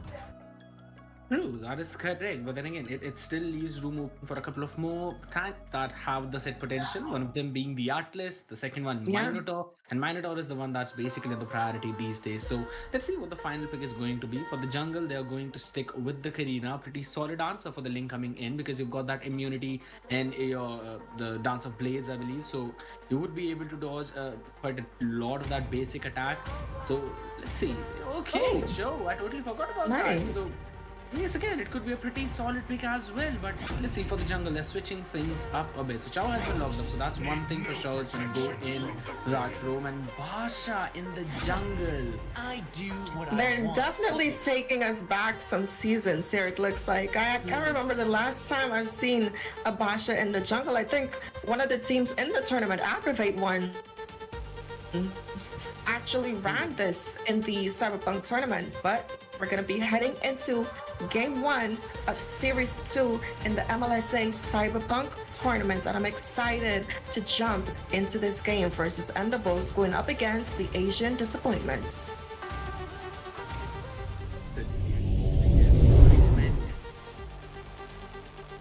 Is high, and it's gonna be Dairoth that was logged in for that EXP lane. So a Dairoth up against a Joy. Right, so Dairoth's running with the Petrify. If in case he catches Gustavo in that situation, he would be able to probably try and one-shot him. He needs to dodge that dash though. However, we're gonna see how things are rolled out in that micro play as we will be jumping into the land of dawn, guys. It's Endables on the blue taking on Asian Disappointments on the red. Let's see who would be one step closer to becoming the second semi-finalist. Absolutely right. And speaking of being one step closer here, I'm looking at some of the rotations that's already coming in. Asian Disappointments having the EXP laner help lane on the buff. Now, what that entails is that so he can get his stacks off, so he'll have an easier time to get that passive off in this lane here. But we're seeing a lot of poke damage being exchanged. That is true. Plus, again, we probably might see the first blood coming in, and Mommy seems to be in trouble. Revitalize though to save the day. Now, this is one of the best use of Revitalize that I've seen in such a long time. He survives on that situation, and again also gets the level 2, so that's a priority. But both the teams have kind of got the similar idea, but in a little bit of difference, you know, a little bit of change, wherein it's Asian Disappointment sending their tank while Endables sending their mage towards that side. But the idea is the same, right? And for now, Joy would have to recall. We know the early game is absolutely insane for the dialogue, though early Tempest of Blades being popped off. That's gonna be Tamaya just flying away on those walls. Now, I will say he did use that ultimate before this turtle. I'm not too sure if it's going to be up in time. I do think it will, though. But overall, this first team fight that we're going to see here for this neutral objective, right? We're already seeing Basha being able to farm quite well, and that's been something that really put him in that jungle position when he was at his prime, right? His clear speed in that jungle is really great, and when he does go into that ultimate, the additional defense that he gets from it is really going to start to hurt the Asian Disappointments, especially in the early game when they're lacking some of those penetration items. But Turtle steadily being bursted. Absolutely, Tempest of Blaze used to knock up a couple of people, and so will the Way of the Dragon be used to finish Ling off right there. Mommy Shoes would have to just run away. Tarzan secure. The rock waves come in. But again, Kid with such a low HP was able to pop off the Cult Altar in time, saving the life of him as well as the Cho. And they both will survive, though he's going to be pulled back in, using that skill 2 of his. But Chaupos will be just getting back into the lane, getting those minions.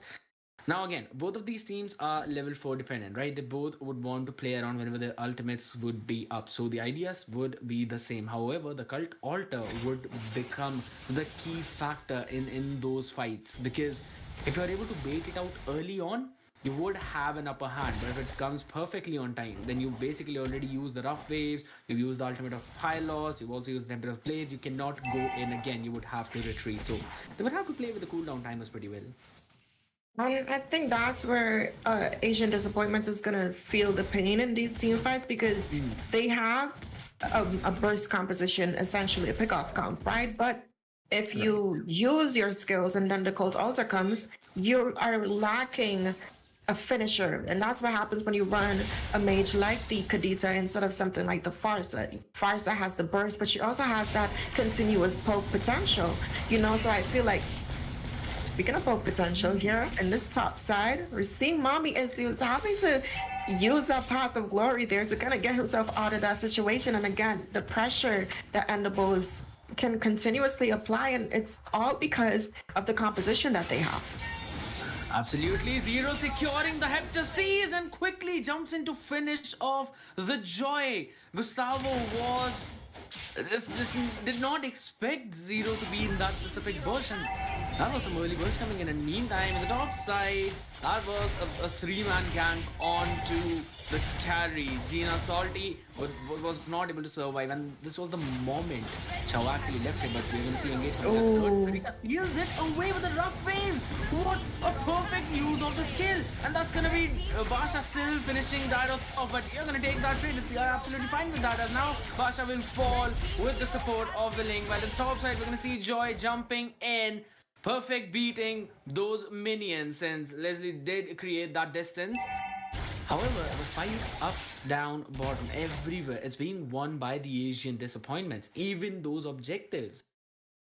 Scared, have you ever seen a sea turtle get drowned before? Because I think we just witnessed that happen right before our eyes. But speaking of things that's right before our eyes, they're looking at some of these core items that has been picked up. A lot of first ones. We're seeing Faramis with the Enchanted Talisman getting that cooldown, so those Cult Altars can be available more readily from the matches. But in this top side here, Joy might be in a very bad position. Gonna be forced to retreat, and Asian Disappointments, man, finding their capitalization and their win conditions here. I just feel so bad for Joy at this point because no matter which lane she's actually going, Joy is being shut down like anything. At the top side, there's the stun of the Hylos. In the bottom, you've got Dareth with the Petrify. Now, yes, even though you would try to win the lane, it's Dareth who would have the priority, right? He has a bit of wave clear in that situation. He also has the ability to actually put that stun in on perfect time. And Fauna is going to be Chow, would be in trouble. Cult Alter being used to bait him out. And this time, Xena would be trying to auto-attack Mommy Issues, who would be... He's basically facing some other issues right now, that's poke issues. However, they would be able to retreat back to safety.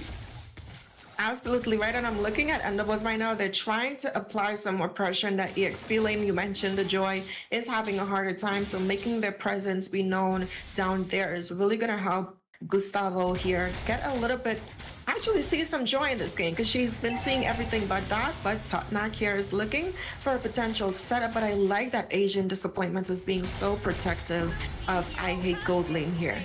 But Turtle, I mean, the guy literally hates gold lane, but he goes, yes, as you said, the turtle will be secured easily by lane. Tempest of Blades was forced out, but the Mojoy not connecting on that final dash, but either way, we're still going to see them defending their top tier 1 tower as well. I'm still surprised that even though Abasha was picked up, I was expecting them to actually try and go in for the invade on the buff of Ling, so that time I would have a little tough time in farming up in that early game. But either way, there's a Hylos in your opponent, so you probably not want to go in for more. So another composition that I would have loved a little more than this one would have been if in case they would have put the Faramis into the roam position and could have secured maybe... Oh god, now they're gonna secure a double kill in that top. No way Kadita's letting them 11. Yes, that is the double.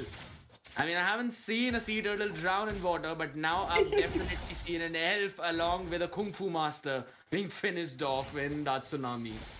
yeah, you really have to, the water is a dangerous place, right? You better make sure you have your life jackets in there, because once they're going down, you're gonna drown. And I feel like I like what Asian Disappointments are doing. And one of the things that they have to take note of, try to fight without this Faramis. And speaking of fighting without him, being able to secure yet another kill down in the bot side. Absolutely, make it 2 probably. Since Joy would not be able to survive. Gustavo, this finish off at the edge of that ocean of death. But again, I did not expect Zero to dish out that much damage on Tarzan. Tarzan is literally a tank jungle. You're not supposed to get 3 bars of HP out of him using just 1 Abyssal Strike. However, speaking of Abyssal Strike, we're still going to see Oh, the setup. Mommy Issues. Yep, that was a perfect bait, perfect setup coming in from their side, and that's going to be Carry taking one down though. We will still see Leslie picking one off, and the Cult Altar has been forced. You even do that, you're literally a tank and it's just waiting it out though. Issues will finally be shut down, but he's probably setting things up for Chow Pao, as we're going to see him getting that knockup. Oh, the Purify! A perfect time from Kid, but that's not going to save your life for long, as Chow Pao will still chase him down and finish him off. And speaking of finishing off, that's going to be all it takes for that tower down there in the bot side, as they were able to secure that into their favor as well. And as we look at some of these items for the side of Asian Disappointments, the Kadita opted to go in for that Genius one instead of the Lightning Truncheon to secure some of that penetration early on, which I mentioned before, especially going up against this Basha. You really want to be able to get the pickoffs regardless of whoever you're taking down. And if that's the marksman, that's the jungler, then it's good for you. But down in the bot side, Team hero has been slain. My goodness gracious, thanks that there were 3 people in that lane, as Gina Salty would have been just finished off in an instant. That outplay could have been amazing, but for now, Paramis needs to outplay the opponents and would not be allowed to do so. Tempest of Blades was also used up by Ring, so I was not expecting them to actually go for that still. I think so it should be up by the time the Lord would read those inhibitors. So again, they would try and focus down in the mid as well as the top side, and they would want to take as many towers, as many structures as possible. We did see them trying to burst down this Joy there. Danko's the ultimate snipe to try and secure that kill, but she is going to be able to get away. And I'm liking Chapao's positioning there, going in that bush to try and cut off some of the rotations that's going to be coming in. But no, she's going to go ahead and reposition. And man, Asian Disappointments is playing such a really good game. They have a pick-off composition and they're doing a really good job at executing that. Absolutely, and again, if it's going to see at the on the side of Endables, yes, they've got the Chow, so they have got equal pick-off potential with the Way of the Dragon along the Flicker, but he's not getting that opening. It's just as you mentioned, the problem that Kaja would have faced is the exact problem that Chow is facing right now. Even though he's got that immunity Shunko, he's not able to time it so very well, or even if he tries to do so, there are just too many crowd control skills. Gustavo though, that is an early vengeance being forced out. Yeah, I feel like that's definitely going to backfire because we do know Joy without that vengeance leaves her very squishy, even with the additional stats coming in from the beats there with the ultimate. So I feel like you really have to time your skills, and Asian Disappointments is doing a good job at baiting out skills. But speaking of skills being used, absolutely, that's the cult altar being popped up to save their own life, but Fauna just gonna get the knockup and it's the lead. He'll be getting deleted in an instant, and that's two because already Fauna tries. No, she will take 3 bars of HP. Is that a maniac? Is that a savage? Give the Leslie a savage, and he will take it. That's going to be the first savage of the evening. What a way to play. He hits goal lane, but he plays absolutely amazing in that.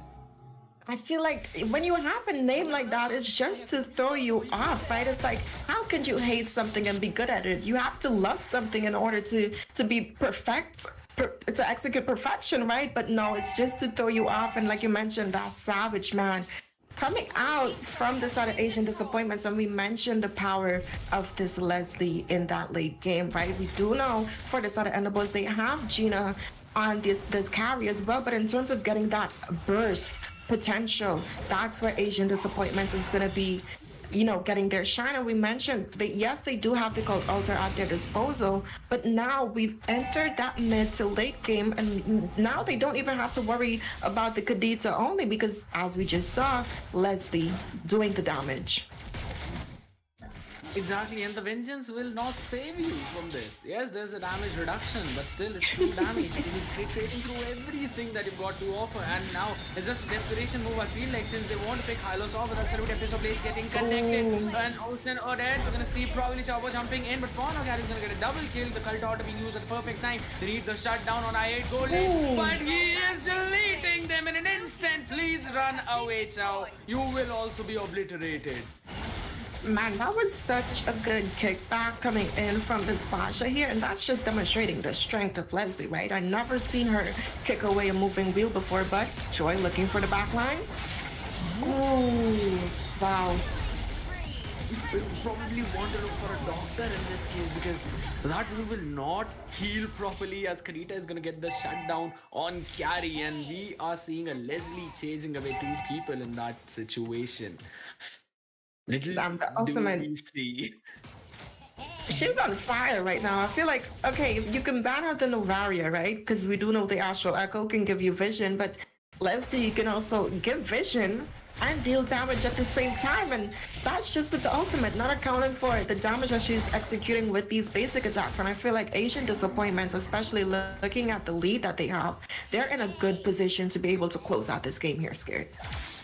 Absolutely, and I believe again UV's prediction might come true. If this is the way the games are going to be played, and Leslie is going to be dishing out that much amount of damage, it might be possible that Asian Disappointments might end this in 2-0. But again, this is just a game number 1, and it is not over yet, so they still have a chance. And we're going to see Joy trying to go in for the Kadita. Electrifying needs used up, and you would be able to play that way now. Again, the Lord was cleared up, however the inhibitors are chunked down to such a low HP, and again we know Leslie, how do you have the ability to actually ignore the tower's defenses? No way that should be allowed. She's dealing true damage to the towers as well. She says, you're getting true damage, you get true damage, everyone gets true damage, even the towers, right? And at this point in the game, that's what we're going to be seeing here. And speaking of being things to be seen, using the ultimate snipe again to provide some of that vision. And I like that Asian disappointments, they're patiently waiting for the waves before they really try to make a move here. Joy did use the electrifying beads, not going to find anything though, but the discipline coming in from the side of Asian disappointments. I like that they're playing patient. They're keeping Endables at a standstill right now and starving them out. Absolutely, and just slowly taking those inhibitor turrets as well, just the bottom one standing, and they don't even have the room or the luxury to go out of that tower because they would be deleted just because of that damage. So I really feel like that when they were redesigning Leslie, there was a question that arose that okay, to what all objectives can Leslie deal through damage? And the answer was yes, nothing else. But for now, the rhythm joy being used up, stand in that situation was not in the perfect beat. He would be taken down, but that is a perfect way of the dragon onto Leslie. In between 5 even cult order being used up as well. Carry free hitting in the backside. Winds of nature has been popped up. Link will be taken down. And that but is Dara. yes, he wants to win the crystal. He is going in for it. He needs to be shut down. This should be the time for Zero to actually retreat back to safety, and he does. That really, really, really good discipline coming in from this Dorot there. And I feel like he could have stayed it and risked it, but he knew that, the numbers were not on his side. And if we look at the numbers there, the gold lead, this Leslie right now, she has 13,000 gold. Carry is a little bit behind her right now, but we're seeing both of them having their full items, so the damage is going to be there. And speaking of damage, the Lord being taken up for the side of Endables, but the base... Absolutely, base again seems to be in trouble. Now they need to worry about this. Backdoor coming in from Zero again and again. Finally, he's been dealt with. But it's again, just as you said, the damage. It's Leslie in the late game, and he's actually gone in for a Sea Halberd as his last item. Had it been another Blade of Despair, or maybe something like the Wind of Nature, or not even a Wind of Nature, maybe anything now, Shield to probably try and negate some of the damage from Joy, it would have been even more devastating.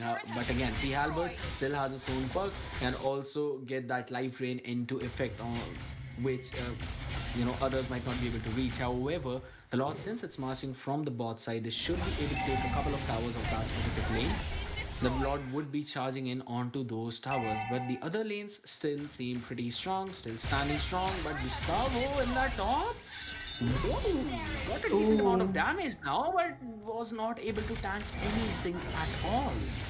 Yeah, it was a good distraction though, so the side of Endables could open up this tower a little more, and them securing this Lord is actually what really helped them stay in this game a little bit longer, right? The gold lead, it has shrunk now. It's only just about 4K for the side of Asian disappointments, but Endables did a really good job at capitalizing off of everything that they could have taken with that Lord, and now we're seeing them backing off, getting up into position, and they're displaying discipline. They're not trying to force any fights. Yes, they have the items now, but they're looking for the right opportunities. And as long as they can keep this momentum up and keep Asian disappointments split, they would be able to continue, backing off, because we've seen Gina, a bulk of her kills has been on Tamiya while he was trying to get to that backline, while his other members from Asian Disappointments has been trying, to burst down the Joy. So I feel like once they continue to keep those trade-offs and constantly apply, that pressure,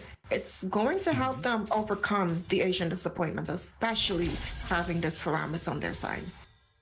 Yes, you're absolutely correct on that. So patience is going to be the key for them. But nonetheless, they need to make sure that this carry survives. Gina Salty, as long as Gina is standing there, they would be able to chunk down all that tanky front line in terms of the high loss. But again, at the same time, they will need to dodge Xiao Pao on that knockup as well as the rough waves. However, Joy. What was that damage? The snipe shots coming in. It should be enough to finish him off. No. Oh, the range. Gustavo just surviving by the hair strand. That's so lucky. I would also say that's so lucky that and neither of the passives was actually able to reach him, and he was able to survive using those quick fingers that he had. But again, the Lord is up. They've got the priority. So Asian Disappointments, they did make a mistake in that previous fight wherein they tried to extend it a little bit, but Raz and Fauna, he's being deleted. Look at the cult altar. As soon as it was used, it was cleared off. That's going to be the rough wave still in the arsenal. In the meantime, Gyro just making sure that Leslie is also surviving. I hit gold lane, still dealing that damage, still fragile. I want to go in for more, but look at Joy between 4 people. Would not be able to take anyone down as he was just denied any more dashes. And Tamaya finishing up the corrosion side. Immortality is being brought in. They just want to go in for that direct end. Now Cho, 2 shots, half HP. No, we are allowed to do that. 3 shots, full HP. Base is open. And that is going to be the game taken by Asian. Disappointment. Scared. I am shaking behind the caster's desk, and I wasn't even the one in the match, right? If we're looking at some of these items that's been picked up here for the side of Asian Disappointments, right? Leslie being full build, she actually opted in for a more variety of items instead of going for that core, you know, stacking of the Blade of Despair, and it worked out really well for her in this game, right? If we take a look at some of the statistics that kind of led them to this victory here, right? That was 38% of damage coming in from her as well, and she's been present for some of these team fights as well, stacking right behind Mommy Issues here on this high-low. So it lets you know that, okay, well, Endables had the Faramis, right? They had the team fight composition, but no, we're actually gonna have team fights and get pickoffs in those team fights as well. So really, really good game being played across the board, honestly. Absolutely. No, even Kid on the Faramis dealt a pretty decent damage. We did see 32% damage being dealt, but again 105k damage being dealt, that too from Leslie. That's somewhere around 80,000 damage just for that true damage. Don't forget the Savage. Exactly, the Savage as well. I mean, literally ban Leslie, respect ban that hero. It's literally insane in the hands of I Hate Gold Lane. I mean, Shakespearean irony at its best. But we're gonna be catching up with you guys real quick as we're gonna head in after for the post-match stats. Steph is gonna come up and we will be coming for the next match. Man, a Savage, first Savage so far for the quarterfinals. Man, that was definitely impressive. Credit over there to them, able to claim the first match as well. Asian Disappointments possibly able to take down Endables with a match point now. But this is a best of 3, so Endables still has a shot to turn this back around in their favor. So don't go anywhere, guys. We'll be right back with you for Game 2.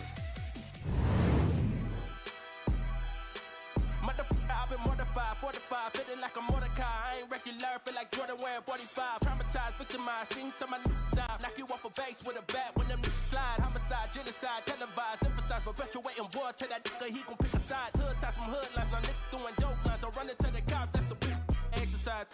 Don't run into the cops, that's the motto. I don't see it coming to an end like legato. Get chipped like staccato, send a wave through the hood, now it sounding like vibrato. Why you eat bread with avocado? We be trying to die shells before it landing on tomato.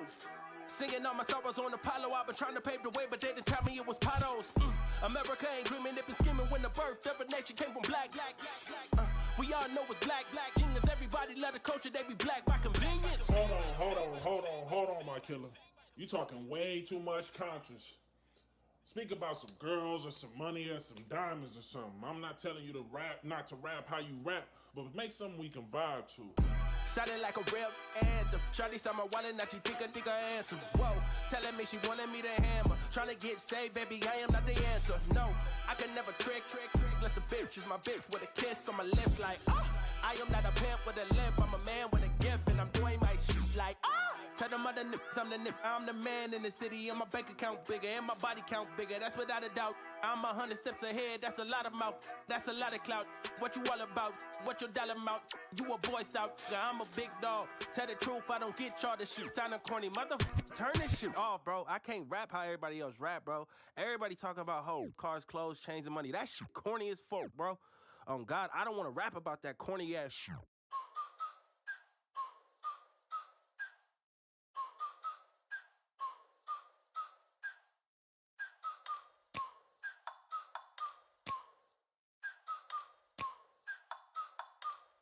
Like, ride with me if you ride with me, you can slide with me if you feel like 550 on the 5 sticky, come get high with me, that's a deal, right? Ride with me if you ride with me, you can slide with me if you feel like 550 on the 5 sticky, come get high with me, that's a deal, right? That's a deal, right? That's a bet, right? That's a bet, right? That's a deal, right? That's a deal, right? That's a bet, right? That's a deal, right? That's a deal, right? That's a bet, right? That's a deal, right? That's a deal, right? Hey, coming down like precipitation. I ain't never met a limitation. Hater plotting my elimination. Gotta go to Google for the information. I'm a superstar, so I gotta shine. Top dollar be the bottom line. Bottom feeding niggas out of line. Turn your heart rate to a dotted line. Yeah, my zodiac probably dollar sign. Got the energy to win it, my nigga, I'm feeling great. Got a date with destiny, focusing on my fate. I don't give a fuck what you rapping, you been a fake. I'm everything that they ain't, it can't be, it won't be. Wanna see me fall, I can't go, I won't leave. Coming from the block with plain clothes and police. Straight up to the top with bankrolls and rollies. Ride with me if you ride with me, you can slide with me if you feel like 550 on the 5 sticky, come get high with me, that's a deal, right? Ride with me if you ride with me, you can slide with me if you feel like. Ladies and gentlemen, welcome back to Mobile Legends Scrim Academy Cyberpunk Tournament, the Cyberpunk quarterfinals. You're seeing the second series between the top 8 teams trying to compete to that number 4 position for a semifinalist position as well. Right now, we're looking at Endables going up against Asian Disappointments. Asian Disappointments able to get a savage and claim game 1 in this amazing best of 3. Endables needs to find a way to turn this back around to stick in this series, where you're going to see Asian Disappointment move forward with a possible match point and a sweep. Let's go ahead and swing over to our amazing casters desk before we jump into this crazy game. Wait, did someone say savage? It's me, Rum the Stallion. I'm a savage, yeah. Classy, bougie, ratchet, yeah. But how are you, scared? Absolutely amazing. I mean, no one could be down on energy after looking at that savage and after hearing you, Rem. So, yes, of course, it's high on energy, and I want to see what Asian Disappointments have got in the bag for game number 2 and Endables. How are they going to work through that pressure? So let's just quickly jump into the draft. Sorry, this just said just pay no mind to that crazy boy. No, I'm just kidding. Alright guys, let's jump into the draft. Let's go ahead and see this amazing series. No, I was definitely jam-packed last game. I wasn't expecting to see the Savage, right? I do know Leslie, she has insane damage in the late game, but you rarely ever expect. It's like a 5% chance of seeing a Savage, but Asian Disappointments not disappointing us at all, actually. I really love the teamwork that came in as well, right? Because they literally turret dived so that Leslie could get that savage. Had there been my teammates, they would have pushed me into the turret so that they could steal my savage. Now, that's what happens when I play with my squad. But nonetheless, we're going to see the standard bans coming in, Glue along with the Fanny. Now, are we going to see the Kadita being banned out? I know that I said that Respect banned Fanny out in this game, but still, I believe Kadita did pose a pretty good, threat for the side of E&D. So it is highly possible that they might actually take it, even though they're going to Respect ban the high laws. Okay. I respect that, actually. I feel like the high-lows, because they picked up the Joy last game, and every time she went into that backline, that 1 second stun, especially when you're going up against something like the Leslie or even the Kadita, that 1 second is enough to completely delete you. And we saw Endables right there, an aggressive composition. They were looking for some of these dives, for some harass in the backline, but the high-lows just unable to allow them to do that. Not only that, the healing from his ultimate, the utility from his ultimate, and then he ran the revitalize on top of that. Scared. That's just disrespectful at that point. So I respect the ban. I respect it. He's like, look at me, I missed this now. Only for myself, but I missed this now. But yes, that is true. Because the amount of mobility that you get after that ultimate, just as you mentioned, the revitalize healing as well, it's absolutely nasty. Now, Kaja is going to be respect banned. This time, the Asian Disappointments are banning away the Kaja. So it does seem that they might pick up a Joy for themselves, or maybe they want to try and lean in towards the Lancelot yet again, since it will be opened up in this draft. There are different picks remaining, just like the Fredrin, even the Valentina. But yes, looking the way that they're going in through these bans, I am expecting them to actually go for a Lancelot. Yeah, and I'm hoping Endables decides to ban that out here because, like I mentioned, for any other team, Lancelot jungle, but for Asian Disappointments, Lancelot jungle, Lancelot EXP. At this point, they might run the Lancelot roam. Right, they said you ban high-lows, we're gonna put something else in the room position to throw you off even more. And speaking of that Lancelot scared, there it goes, already locked in and loaded. Never have I ever thought that I would say this, but I must say it. The first pick, the Lancelot, which is a flex pick. Only for Asian Disappointments. Only for Asian Disappointments. It is a flex pick. So again, a good answer back coming in from the side of END. They are going in for that Beatrix and that Golden. So it does seem to be, them going for a pretty decent draft. Just the way that they've been going on with a pretty solid pick for that gold lane can snowball very well. But I also want to see what answer do they have for the Lancelot. How are they going to roll things out? Because yet the link is still open and we have seen them how well Tamaya plays that link. And again, Lancelot in the hands of Zero with that execute can dominate a Yuzhong in the lane just with the support of a roam in the early game. So Valentina being picked up pretty early on. Now I want to see Asian Disappointments. How they drop. I feel like now, we're seeing them hover over the Eve, which is also one of the comforts for Asian Disappointments as well. And I do think Endables, they actually went in and secured that Leslie again for Asian Disappointments, and that's scary, especially seeing how it performed in the last game. But I feel like this time around, when we look at the draft, Endables having this Valentina at their disposal, now also having a real world manipulation as well, it's going to make Leslie an easier catch at this point, right? The utilities coming in from the RWM, as well as the immobilize that it gives you when you try to escape. So what I see gonna happen for this sort of Endables, they're gonna want to force out some of those utilities, and I think securing the Yuzhong as their EXP laner here, really good at getting that done to not only harass the Leslie, but also give Eve a hard time to pop down those real world manipulations as well. What I want to do. Absolutely correct. Now seeing the Yuzhong being picked up, I am getting deja vu at this point, but just see that of being taken away.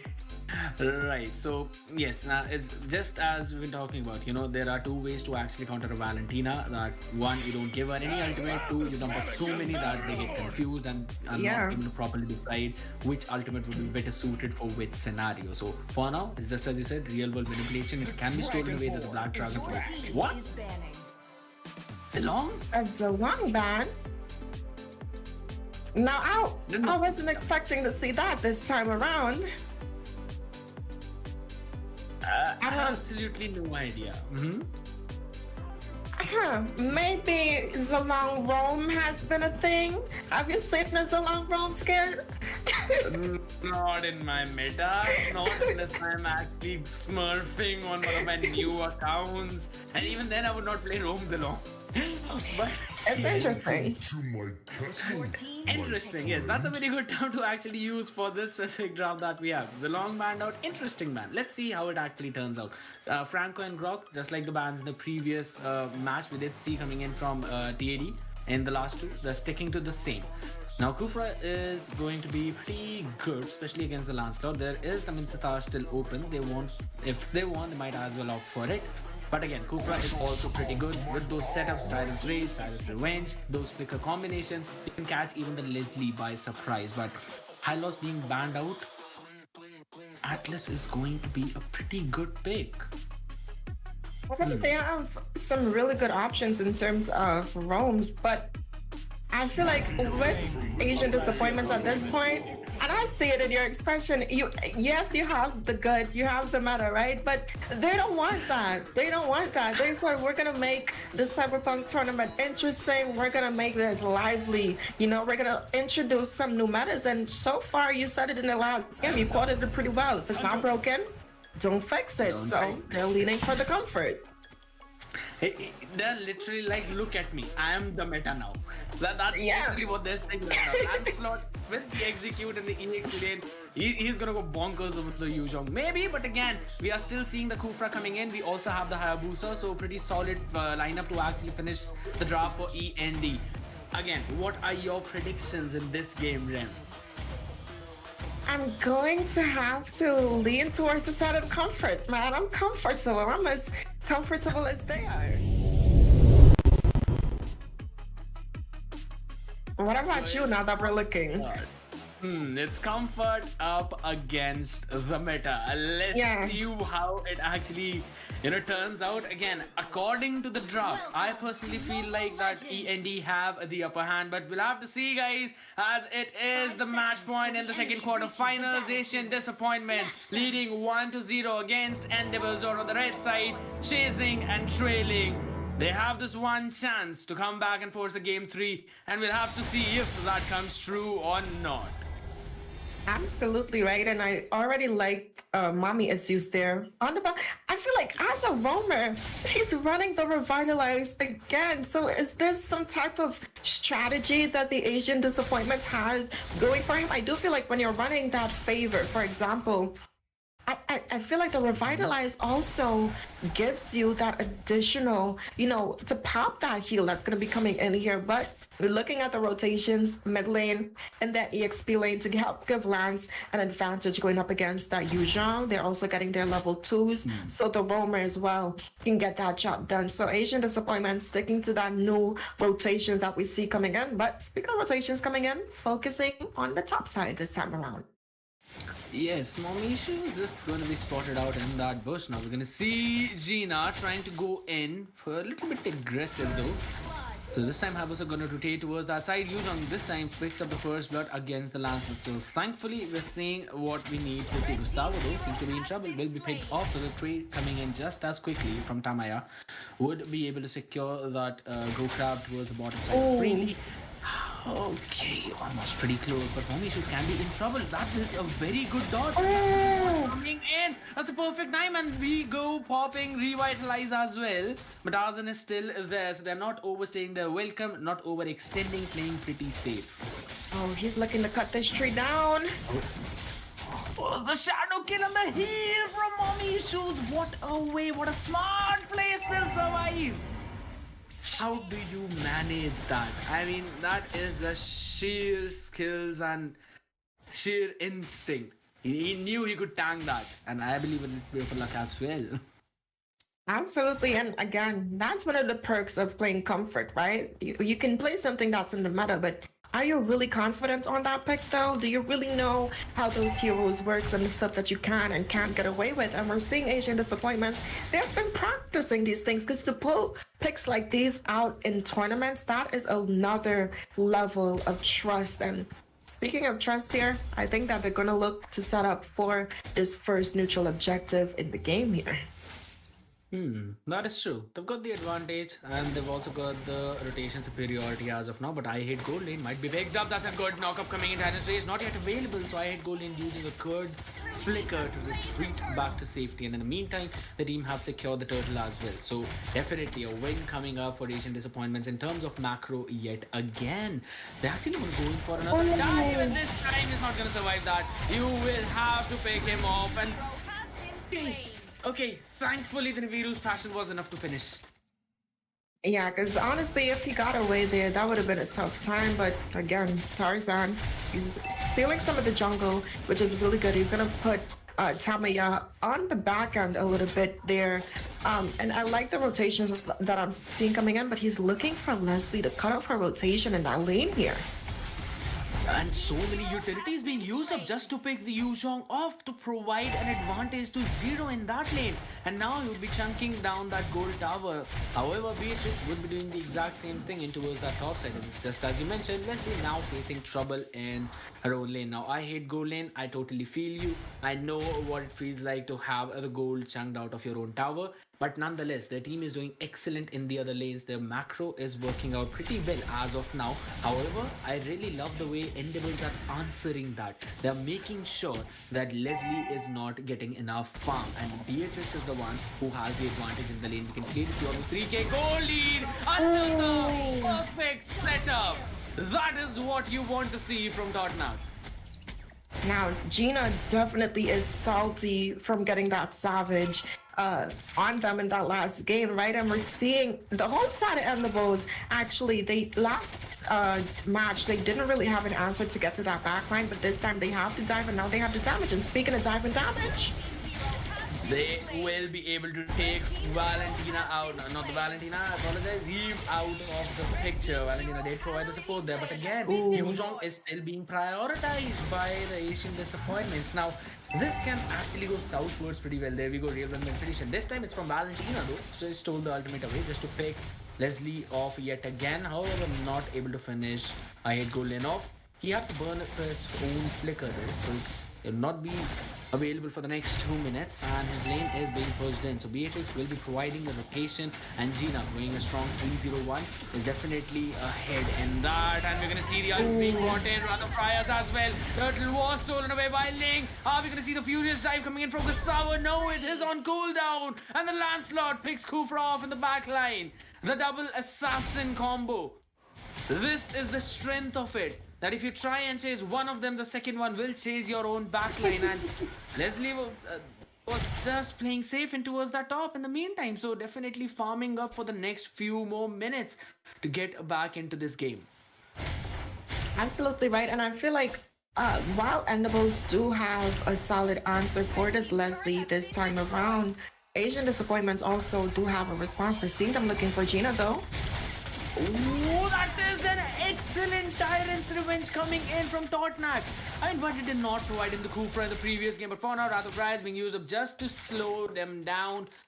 And Mommy Issues is going to survive that. But this is the kind of setups that you want to see from your Kufra, right? Playing, he just overstayed his welcome, wanted to take the Beatrix down, probably try and dash away after picking up that another sword from the defense sword, but was not able to do so because of that perfectly timed Tyrant's Revenge.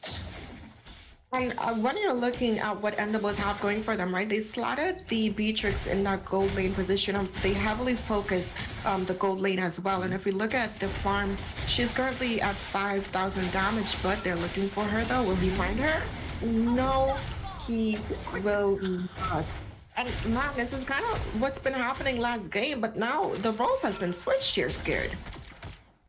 Absolutely. And you know, the main ideology of the double assassin composition is that you've got two people who can actually definitely back in the corner. We can see the dive coming in from Cooper with the Titan Streets connecting as well. Real world manipulation being brought in for both of them. EU was already taken down. Valentina still surviving, knocked up by the Tempest of Blaze, while Yuzhong in the back line takes the double. And Tamaya can do nothing apart from the fact that he would have to retreat and leave the blue buff in the hands of Tarzan, who would steal it away. Now this is the macro that is being won by Endables. Again, it comes down to the drafting, right? I feel like when you run these two assassins and then you have your Leslie for your late game, you're really banking in that late game, right? And when you run one of the assassins in that EXP lane position, he's not going to be really effective in that regard to get a snowball in the early game because it is a dead lane down in the EXP there. But it's very alive right now. It's a 2v1 situation.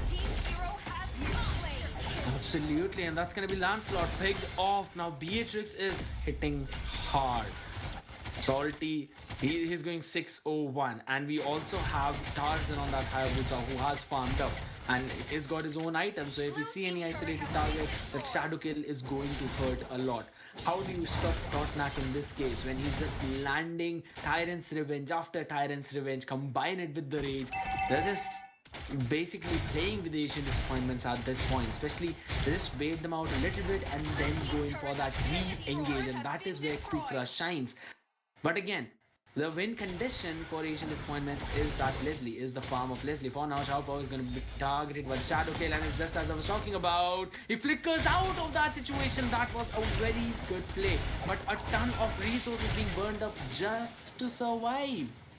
Absolutely right, and we're seeing Endables not looking to put their foot off of the necks of Asian disappointments. They're staying with the aggression. Again, another dive. Absolutely, and that's gonna be godlike for Beatrix this time. Cooper finally training. Oh, but at 3-4-1, they're gonna take the start rate any day, and real world manipulation is not available thanks to that previous play by Tarzan onto Eve, forcing it out. They will be able to take the inhibitor down, and there is absolutely nothing that Asian Disappointments would be able to do to stop that. Okay, Tarzan just having some fun with the quad shadows, and now the ball's gonna pop in the next few seconds. And the priority is with the Endables. Absolutely right. And again, looking at the gold lead right now, it's over just about 10k for the side of Endables, and we're seeing them already proxying these lanes. Beatrix, she does have 9k gold, and Leslie is only sitting at 5k, and all she has at her disposal is that Berserker's Fury, right? Meanwhile, Beatrix has 3 of her core items, and she's building into the 4th right now, but a concealed play has been initiated for Endables. That is true, Leslie being targeted, but that was a lovely use of the skill 1, making sure that Hayabusa is not able to target Leslie in that invisibility state. We've got the Berserker's Fury picked up already, and Leslie is working his way for the Blade of Despair. So as soon as he gets that item, he will be able to deal a ton of damage. In the meantime, Gina picking up the Wind of Nature. It was already very difficult to read Gina, and now even if you read Gina, there is a Wind of Nature you have to deal with. Let's you cannot overstay. You know, you'll be one-shotted.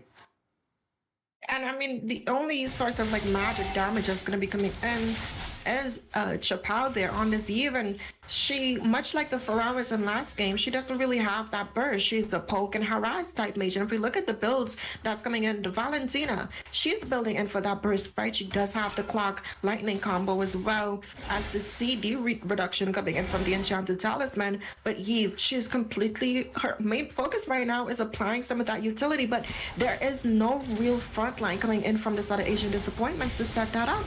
But Lance goes in with the ulti though. Absolutely, use of the ulti preemptively just to make sure that all the waves have been cleared and everyone is pushed back. Out of Dryad and Cobb Bent a little too legendary for Gina's ulti, and Lance will also follow the trails of playing in that backline. Both the assassins have finally fallen. Now here's the thing, right, Leslie? Hey, as good as she is for a mouse use, and is gonna outplay that. That is an insane one, and Tyrant's Rage connecting. This will be the death ring, the sound of the death wells for Belleric, and it's going to be the game number 2 secured by Endables. The Lance EXP meta not working for them, and the Leslie, who was able to take the Savage in the previous game, has been shut down perfectly. 2-4-2. I hate gold lane on that bronze. This is such a great answer from Endables. Loving to see them this way. Yeah, they definitely read what happened in the previous game, and now this time around they found an answer for it, right? They said, okay, gold lane carried the previous match, but we're gonna actually make your name reflect the experience that we're gonna give to you this time around. And definitely doing that, we're seeing Gina there being able to secure that MVP. And if we look at some of the damage that she dished out, I'm pretty sure it's gonna be over the rocks here, right? It's at 39%, the most of the team right now, almost at that 60,000, having the tower damage to open up the map. We did see the early lane swap coming in, which, kind of spearheaded the path to glory for the side of Endables right now. Their team fight participation relatively high, and this time around they had a lot more synergy, and I think that's only because they were able to have more answers within the draft this time around. Winning got dropped up and shutting down double assassin. I really love the idea from Asian Disappointments that they wanted to make sure that Lance gets the win in the EXP lane and then transition it to shut the Beatrix down in those mid-game spikes, but that did not happen as the spike of Beatrix was just too much for them to handle. Now I want to see how they are going to change that in game number 3, and Steph is here to explain that. A lot of things going on right now, able to even out the odds, right? We were thinking it was possibly going to be a sweep. Asian Disappointments had a very good first game, but then Endables able to come alive, able to turn it around after that crazy Savage that was kind of put upon them. So with that being said, this is a game going all the way to the extra mile, all the way to that final game, and that's what we love to see, non-one-sided stories. So don't go anywhere, guys. We'll be right back with you for the final match of the day.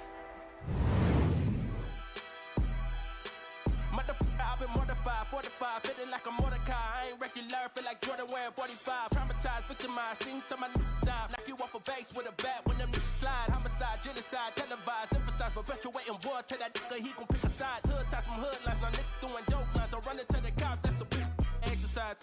Don't run into the cops, that's the motto. I don't see it coming to an end like legato.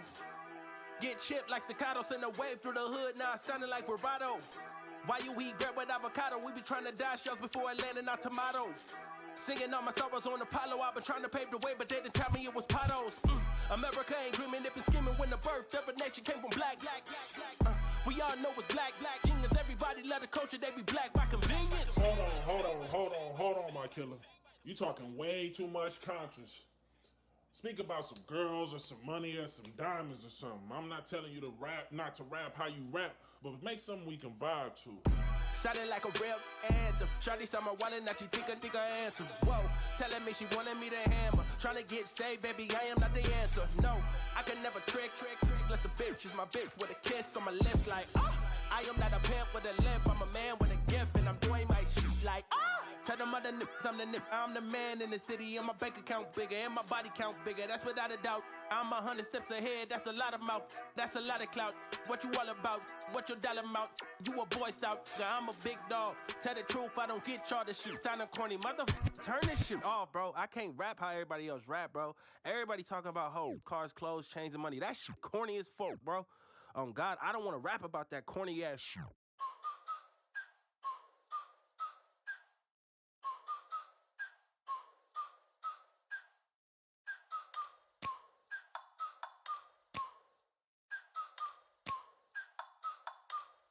Like, ride with me if you ride with me, you can slide with me if you feel like 550 on the 5 sticky, come get high with me, that's a deal, right?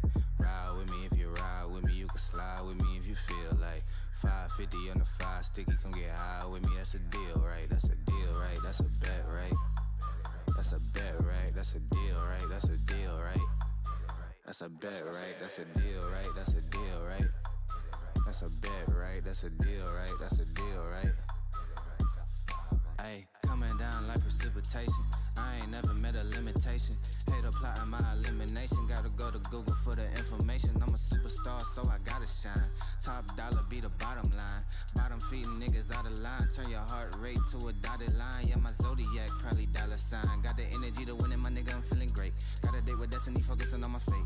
I don't give a fuck what you rapping, you been a fake. I'm everything that they ain't, it can't be, it won't be. Wanna see me fall, I can't go, I won't leave. Coming from the block with plain clothes and police. Straight up to the top with bankrolls and rollies. Ride with me if you ride with me, you can slide with me if you feel like 550 on the 5 sticky, come get high with me, that's a deal, right? Ride with me if you ride. Ladies and gentlemen, welcome back to the Mobile Legends Scrim Academy Cyberpunk Tournament, the Cyberpunk quarterfinals, as you're seeing the top 8 teams compete for a spot in the semifinals. Currently, we're on the second series of the day, the final series of the day, and we're looking at Endables up against Asian Disappointments. Both teams able to claim 1 victory in this best of 3.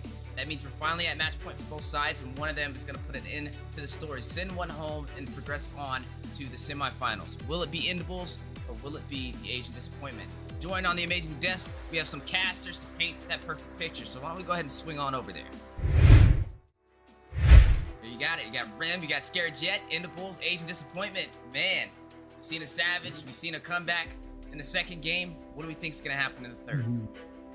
I feel like for Asian Disappointments, they need to have an answer, right? We see Endables taking their notes and, you know, refining their win conditions. So I'm hoping to see an explosive third game, because this is match point, right, Scared? Absolutely, they need to have that adaptation in. I really love seeing it from the Endables side, and it's just as you said, it's time for Asian Disappointments to show us what they've got. And speaking about showing us what they got, here we go as we embark into the final game of the day. Sir, Mr. Command, your team is banning. Okay, they're sticking to the fanny ban again, Endables. They're not changing the bans. Now, again, this is the time for TAD to actually answer back that drop. So, are you expecting some kind of adjustments maybe? Because the high loss, when they banned out, TAD picked up the Pelitic, which did not seem to work out for them as well as the high loss was. So, maybe they want to change things a little bit, spice things up, bring in some kind of tanks that can actually initiate. Absolutely right. And one thing that was interesting is they banned out the high-lows in the previous game and they took the Kufra. So mommy issues is actually, they have two comforts, right? They have the high-lows and also the Kufra. So you ban out one of their comforts and you deny them the other by picking it up for yourself. I don't know if they're going to do that this time around, but I do also agree with you. I feel like what Asian Disappointments needs to do this time around is if you're going to secure a marksman that's going to be more important in that mid to late game, put some more prio in their lane this time around. Absolutely, and you would definitely want to pick some kind of jungler that would be independent. Lane, yes, of course, independent jungler, but does need a little bit more time to actually farm up. So maybe put the Lancelot in that jungle position, or even secure some different type of jungle, maybe the Akai or even Fredrin. But that is something that we've not seen TAD exploring, right? So I want to see them to actually dig deep in those specific areas too. But Beatrix is going to be banned out. I love the adjustment from them in the ban itself, but it does leave room again for Joy. There's also the Novaria. Novaria has been banned out, my bad. There's the Eve still remaining. Now I feel like banning out the Beatrix, a really good read on them, right? And you mentioned the Joy being open, but we've seen Endables have a Joy on their side, but Asian Disappointments, they had the Leslie, they had an answer for it, right? But the conditions this time around has changed, right? There's no high-lows. He's going to be banned out, and he was one of the main factors. So maybe they might force them to pick up something like the Kaja or an actual, standard meta tank. But I feel like where Asian Disappointments also need to focus is in that EXP lane, right? Get a proper EXP. And, you need an answer in that lane. Agreed, because we did see Dairoth was banned out in the second banning phase by the side of Endables, so that was also a pretty good read again. We're gonna see the Kadita being picked up as soon as I saw the Valentina, and I was seeing where it's going to. I expected the Kadita to be logged in, and they have logged in that hero, and they're showing up the Lancelot again. They've actually logged in the Lancelot, so again, this time they can try and flex it for the EXP. It did not work out the last game, so of course they would need to get... Oh. I don't think they logged in the Leslie, did they? Yeah, they did. Along with the Selena? I think they're still trying to decide on the Selena pick. I feel like if that's Selena roam, it's really good. Okay, good. Because I feel like when you're running something like the Leslie, you definitely need some type of engage that she can really, back on. And I feel like that's where they would have been lacking for the Selena. That is absolutely correct, and even I was expecting them to pick something tanky, some solid frontline on that roam position, because you definitely do not want three squishy heroes followed up by one jungle tank and then the last one to be an EXP tank. That would not provide you the sustain that you need. But I love the adjustment TAD with the Mlsa picked up right now. Mlsa is going to have an amazing lane priority. Plus, if you check for the late game scaling, yes, of course, Leslie's true damage is out of this world. It's literally outworldly. But you do have Mlsa with that Trinity build. After that Malefic Road, she will be shredding everyone. That too at saying at such a great distance. And looking at the bans coming in, Dairoth, the respect ban from the first match, Yuzhong, the respect ban from the second match. So I don't want to see Lance XP again, TAD. I don't know. I feel like they might do some adjustments, and go for something a little bit more standard. But it is TAD. That Lancelot is very flexible right now. But looking at some of their other picks, though, I do feel like they have a good setup for that pick-off potential. If you look at the gold lane matchup in particular, Leslie, she scales more into that mid to late game.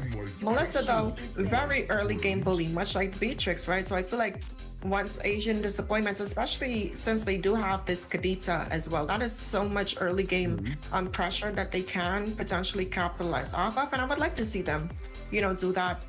So they definitely do have a strong 3 picks right now. They have early game, and they also have the late game, right? As she scales with that Trinity build, she's gonna hurt as well. The Kadita, she's just gonna be hurting from that level for her spikes. So yeah, definitely do have that answer. Absolutely, and banning out this along again, they are respecting Zero in this match as well, since Grok was already taken away as the EXP ban from the TAD. So it again is giving me thoughts that this Lance might actually go for that. He's picking up the Mlsa for themselves. A pretty solid pick though. But I want to see if they want to put Mlsa in the gold or Mlsa in the rogue. It depends. It's TAD. We can't make a final guess until and unless they finish up the drafting phase. But again, Endables with the Ling, with the Lapu Lapu. Really loving that pick, but Ling can actually be countered by the Mlsa, so he would need to play it pretty safe. Otherwise, the Tempest of Blades will be baited out pretty early in those fights.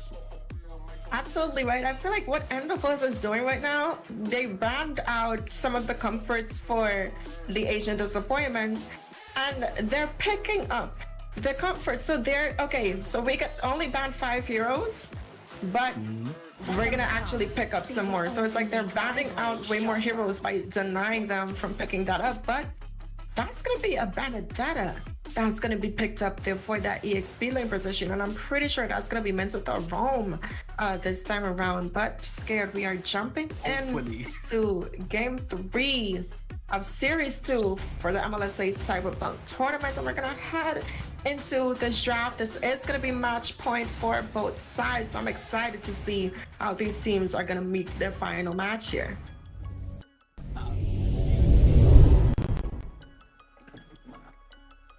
So the stakes are high, and so is the adrenaline level for all these players as we're gonna head into the final game of the evening.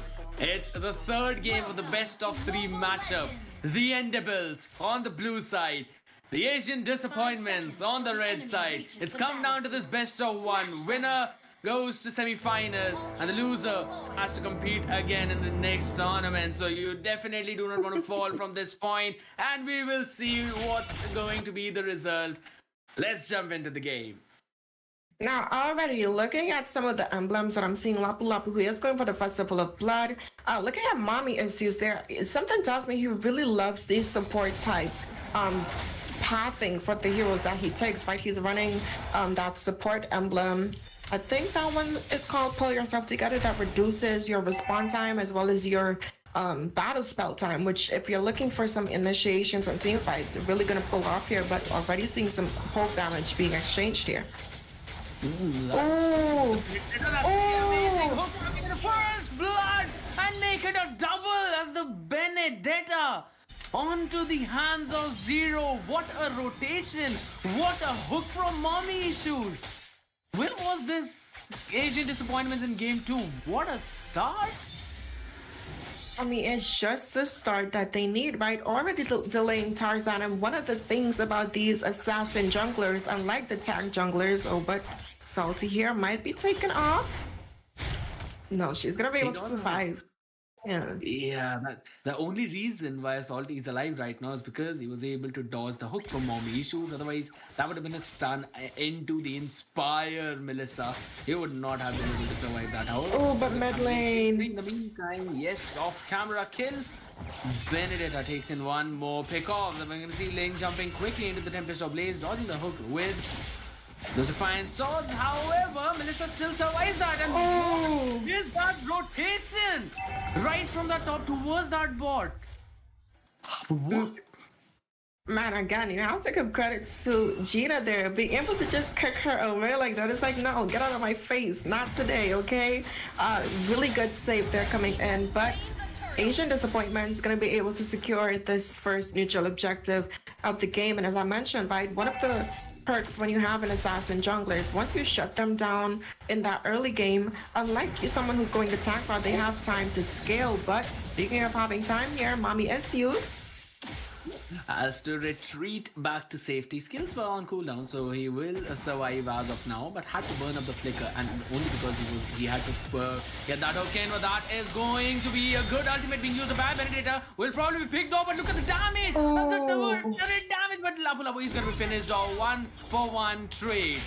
Shutdown was secured, however, still, again, EXP laner for an EXP laner, and no major objective being secured in. So I do feel like a few of the resources were burnt up, the flicker of Gustavo as well, but they did get the shutdown. So I'm still gonna say that they might have won that fight. Yeah, I feel like they won the fight, but Cooper goes in. That jump was absolutely insane, but so was the go away from Mlsa, who's still surviving as of now. The King's Calling comes in from behind, and he will be taken down with a burst of Kadita. However, Leslie will quickly trade in. Rough phase being used up, but it was off the mark as the flicker was burned up by Gina to reposition. That was a good flicker though, and the messy team fight resulted in the pick-off of Mlsa. Man, you can tell she was trying to find the team there, but Benedetta in a little bit of a dangerous situation here. Still looking for the link though. Zero, I thought that Zero might have actually missed a couple of dashes though, but was trying to find the mark on the Ling, and Gustavo, he needed just one basic attack and Zero is recalling in front of him. I mean, the audacity to literally just stand there and even think of securing the minions. Please shut him down. Please. Thank you. Thank you, Gustavo. That was the ult being used up, but still, they finally got the punish in. However, on the other side of the map, we are still not seeing any punish coming in on Leslie. Going strong 1-0-0. Absolutely, and you really have to shut her down, much like what happened in game 2, right? She's already scaling into getting up her first core item here. She is building some steel plates for that defense. Mlsa picking up that corrosion side is going to help her in terms of that early game scaling, right? Chappao on the Kadita securing that first core item as well, but Turtle being bursted down and prioritized for Endables.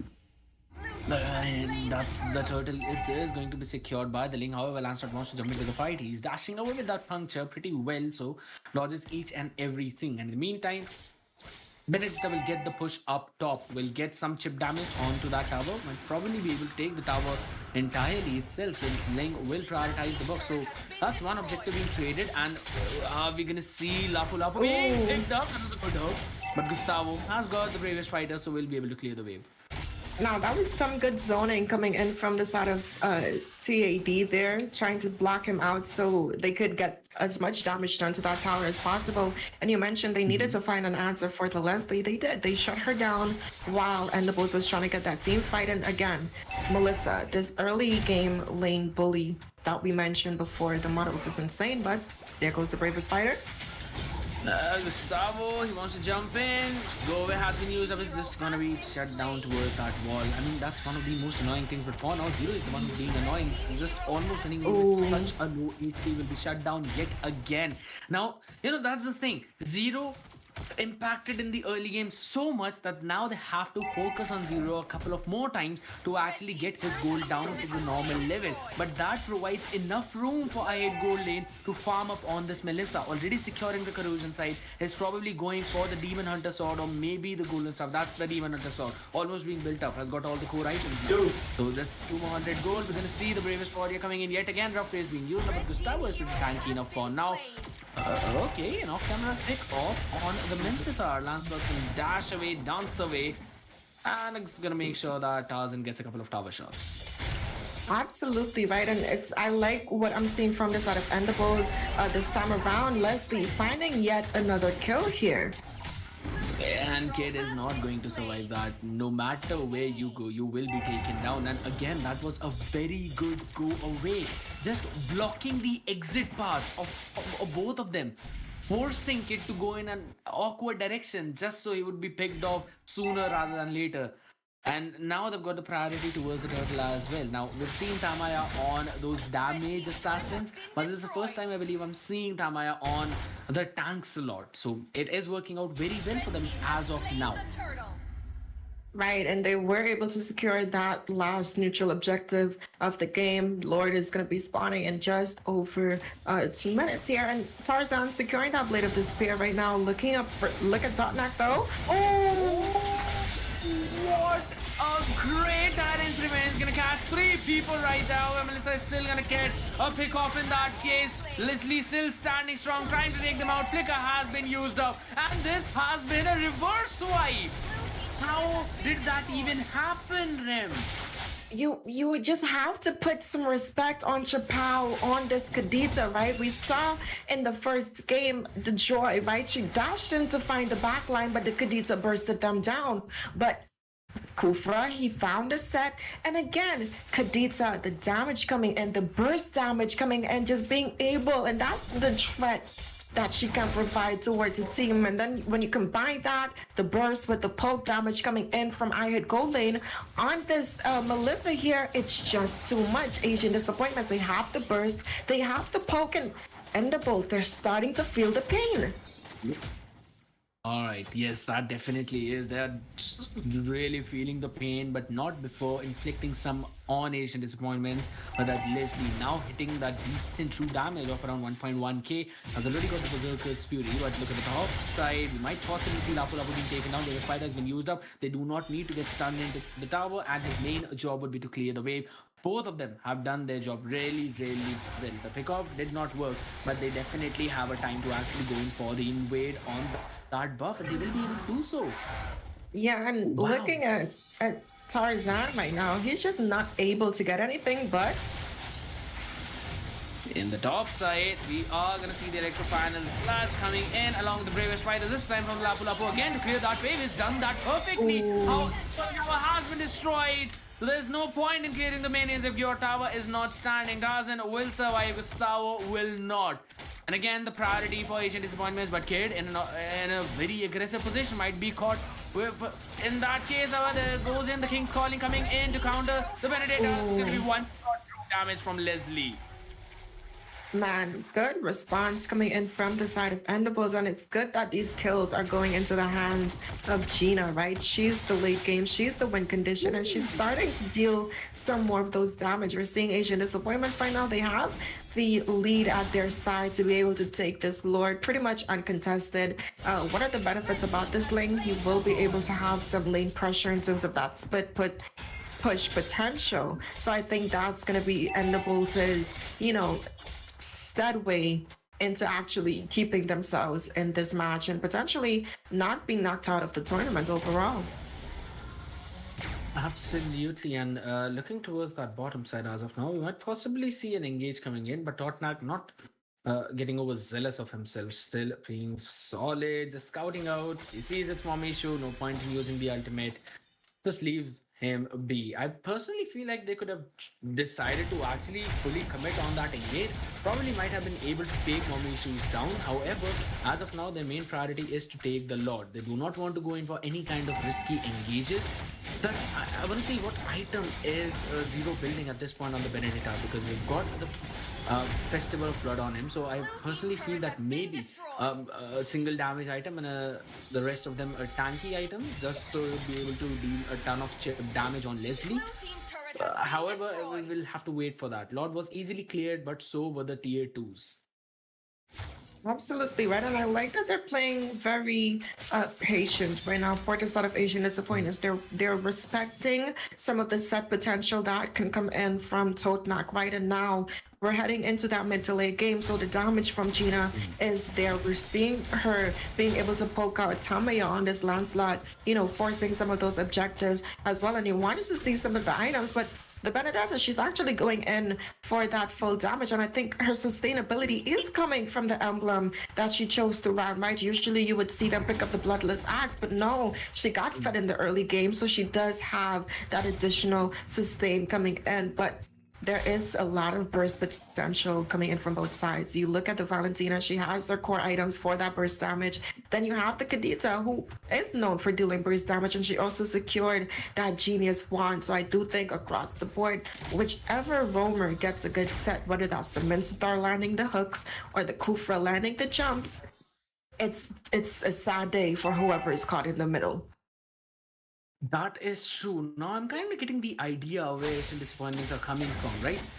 They've got the Benedetta on the full damage build right now. We're going to see the hook coming in onto Cooper. They want to do some chip damage onto him to get him to some low HP, but Gina... Oh, Gina! It out in the bush! Phantom execution connecting. However, we're going to see King's Calling being used up. They want to chase Gina, and Gina is still surviving, but for how long is Chappao? Oh, the lane! That's going to be King's Calling to stop Chappao in their own position. In the meantime, Ling is just destroying the inhibitor, wants to go in for a split push, but look at Zero doing the exact same thing on the opposite end of the map. Now, I really meant it when I said that we potentially see some of the same ideas being executed across the board because both teams capitalizing off of that team fight as well as finding the opportunity, but they're looking to pick Tarzan off here. But he's going to be able, he has the mobility to escape. That is a link, but Asian Disappointment's looking for this Lord, but they found Chapow. Scared. That is deadly, and it definitely is scary for Asian Disappointments as they need to commit all of their members towards that Lord Lapshot has secured. They need to retreat back to safety, which definitely is going to be delayed by the push that is coming in from the side of Endables, as Ling is also for now focusing on securing that buff. But look at the damage coming in from Benedetta, almost finishing off. No, definitely did finish off the Valentina. Look at their HPs, they will be taken down one after the other, but still we are seeing Tarzan pushing that wave. They need to hit those recalls. They need to go back to their own base. Lord is also marching down from that top side. It is such a chaotic game, but it seems that both of these teams are perfectly in control of that. Absolutely right. Tarzan, king of the jungle, more like Tarzan, king of the split. Push the way that he's keeping the pressure on these lanes here, and now just because of him clearing that out, it forced Chapow to stay there a little bit longer. And now that they can't really get as much as they could have out of this Lord here, it's going to be bursted down quite fast. And man, Endables right now, Gina specifically, I have to put some pressure on Gina. Gina has been doing such a good job with these escapes, right? That Lord fight there, using the second skill to dash over the Lord pit to escape Zero on the Benedetta when he was going in for that slash there. So that's about the 5th time I've seen Gino find an escape here, but Taknak being pulled in. It's quite tanky. They're not going to commit on him. That is a tank, but down the bot side, forcing out the Templars of Blades there. I just love the way that Asian Disappointments were playing. Now, I wanted to pull it up a few minutes ago, but again, we did see a few engages coming in. Now, what they actually want to do is that with this one-shot Benedetta that they have, they really want to just jump into that backline with the eye for an eye and make sure that the Electro Final Blow actually lands on one or the other target. That's either a Leslie or a Valentina. Either one of them, when caught in that, will be literally just deleted with that damage. Plus, you've also got that skill 1 and that one passive dash that you can actually pull in, and the way Zero is playing, he will be putting in a few extra dashes with the passive. So all he wants to do is just get that one specific timing to pick Gina off or to pick Kid off, and that is exactly what he did in that previous engage. Absolutely right. And speaking of engages here, Asian Disappointments looking for a steal on this buff, and Chapow gonna find Ling scared. I did not even see where Ling went. He was literally just... He went on the water. I believe the walls were a little bit slippery because of all the waves, because for Kadita, you know, picking him off out. But again, this is a very good pick-off that they've got, because the Lord will be up in the next 14 seconds and Ling does not have the blue buff. So that is going to be trouble for Tarzan. He would have just one chance, but for now... the opening is being provided on the other hand. However, we're going to see the trade coming in. Totnak, maybe. No, he will survive. And look at the push that is coming in towards the bottom. Leslie and Lapu Lapu, both of them are there. They're forcing Asian Disappointments to focus on that bot side so that they cannot go on that Lord. Maybe they want to go in for that chase, but mid is also being threatened. And look at the damage. Almost half HP from Mlsa taken out. Mac, that is the pressures of a late game Leslie. And now that she's secured this Wind of Nature, I feel like this is really her time to shine. By Chapow, they're keeping her on the defensive side as she's the ones that's squaring these lanes. So the only damage dealers that's going to be present for these team fights, as we see happening right now, are physical. But bravest fighter stance, it goes in. Totnak looking for a set. Absolutely, but he has missed the raging slashes. So again, it would give a chance to Asian Disappointments to actually go in for the engage, and the reset comes in. All right. It's a good call from Asian Disappointments. I feel like they really want to make sure that these lanes are on their side, and Tarzan doing such a good job at denying that. Absolutely. And again, this fight in that bottom might actually be pivotal to what is going to happen in the next 1 minute. Because if in case Tarzan's HP is reduced down to dangerously low HP, or even if the Tempest of Blade is forced out, it would be trouble. But Rough Waves has been used up. No, it was just the Ocean's Debt.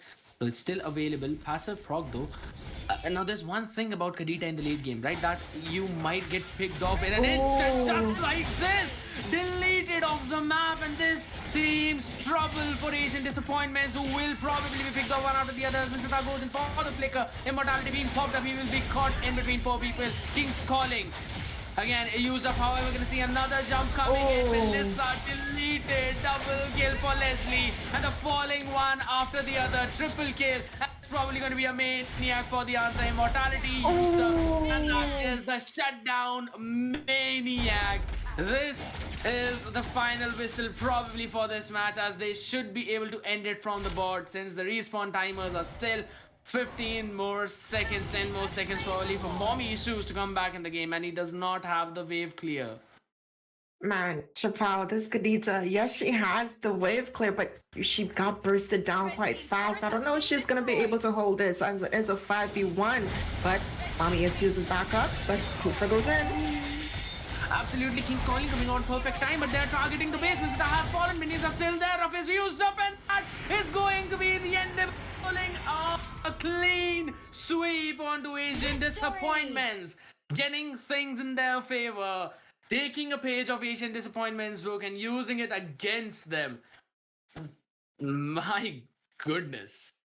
Definitely saying thank you for showing us her potential. We took note of it. And now in our gameplays, we're going to execute this and potentially do it a little bit better. Now, in this one series alone, we saw Savage to start the match, and the series, and then we saw a Maniac to close the match and the series as well. And it's going to go into the side of Endables. Leslie, she did go for the more default route, which is prioritizing and stacking some of those Blade of Despairs, right? We see the rest of the team also having that additional damage, and I feel like that's what really happens when you have such a balanced composition. Fighter, an EXP like the Lapu Lapu, he's able to build some of those defense to additionally tank some damage, as well as dish some damage out as well. Whereas when you look at the Benedetta right now, yes, she has the damage, but she couldn't really tank as much as the Lapu Lapu because of how she decided to go for that build. But if we look at Gina right now, her damage across the board and her being present for these team fights as well, it's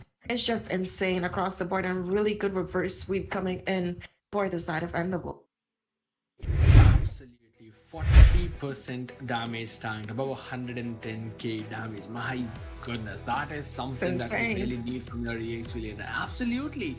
I mean, really brings it's basically nostalgic to see Lapu Lapu still tanking so much damage, even though the sustainability was nerfed a little bit in the previous patch notes, but still he is extremely well versed in that damage department as well as the sustain. If at all about a perfect offlaner, I would pick Lapu Lapu any day. He's got sustain, he's got damage, he's got mobility, he's got immunity to CC, he has got CC inbuilt himself. Absolutely perfect. So again, the reverse sweep, literally perfect. They really said, you can do this, we can do better. Yeah.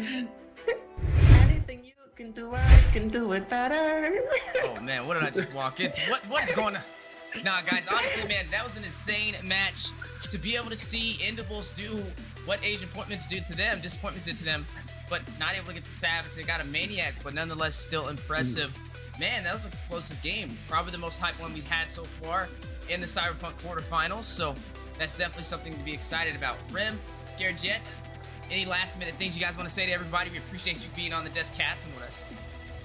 I just want to say thanks to everyone for, showing up and showing support for these teams. Thank you for the teams for making this show possible for us to be able to cast, man. It really goes a long way, and we wouldn't be able to achieve this, without y'all. But I'm gonna pass it to Scare. But before I pass it to him, I just want to say as well, pleasure casting with you. I'm always happy to have you up here. I'm glad that you're part of our family now. It's insane. These matches are insane. Casting with you is insane. It's just insane. Thank you so much. I mean, you all are the reason for my big smile and the teeth that I'm showing on stream right now. I mean, all the people out there who are playing in the matches, the people who are supporting us, and the entire team. I'm really loving it, and I'm looking forward to work more with you all, and really looking forward to the next few quarterfinal matches that we're gonna also have. So, Steph, take it over. Of course, of course. Thank you so much, guys. We'll see you on the next show. Guys, that is going to conclude the Cyberpunk quarterfinals part 1. We were able to see 2 teams move forward over to the top 4, right? An insane day. Ignis Esports moved forward, and so did Endables. So that's 2 out of the 4 teams that are moving for the semifinals. We still got 2 more to go. That will be tomorrow, starting at 7 p.m. Eastern time. So make sure you guys show up, show out, and show some love as we engage and get to see these amazing teams competed out for those 2 final positions. But before we go, some changes are going on internationally for Mobile Legends Bang Bang, and from the Mlsa, we'd like to share it with you guys. So, biggest thing up right now is Albert is joining Onyx. He's leaving RQ and joining Onyx for MPL Indonesia Season 12. I mean, that's huge, right? Who would have thought he would have joined the Sky King? Let me know how you guys feel about that. Any of you Albert fans out there, it's definitely going to be a fun time for MLBB Indonesia.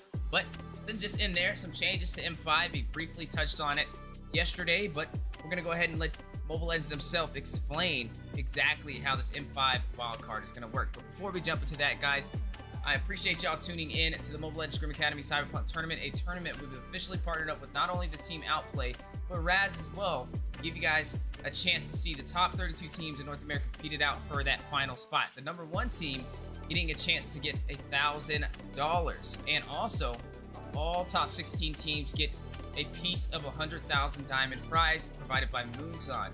It's an amazing time trying to steer some things up before the NACT fall season. My name has been Weezy. I've been your host, and it has been a pleasure. I look forward to seeing you guys tomorrow, starting at 7 p.m. Eastern time, so we can jump into the quarterfinals part 2. But as promised, go ahead and check out the M5 wildcard and let me know what you guys think. As always, take care of yourself, take care of each other. We'll see you guys on the next one. Peace.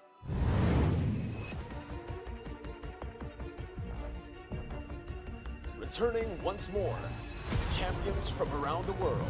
MPL Philippines, MPL Indonesia, MPL Malaysia, MPL Singapore, MPL Cambodia, MPL Middle East and North Africa, the M5 Myanmar Qualifier, the MLBB Turkey Championship, the North America Challenger Tournament, Liga Latam, and the MLBB Continental Championship. Conquerors competing to see who is worthy to be crowned the world's greatest. But this time, there is a new phase to M5.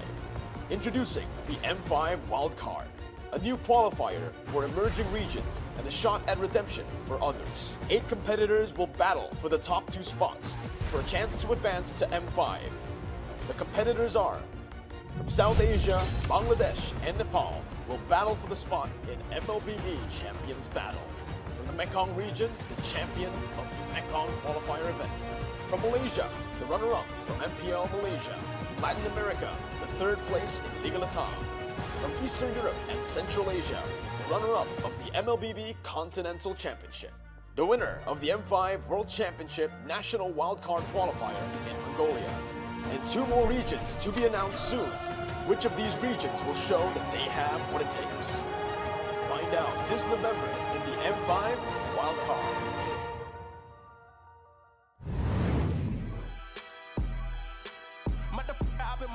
Fortified, feeling like a Mordecai. I ain't regular, feel like Jordan wearing 45. Traumatized, victimized, seen some of die. Knock you off a base with a bat when them slide. Homicide, genocide, televised, emphasize, perpetuating war to that nigga. He gon' pick a side. Hood ties from hood lines, my nigga doing dope lines. I'm running to the cops, that's a big exercise.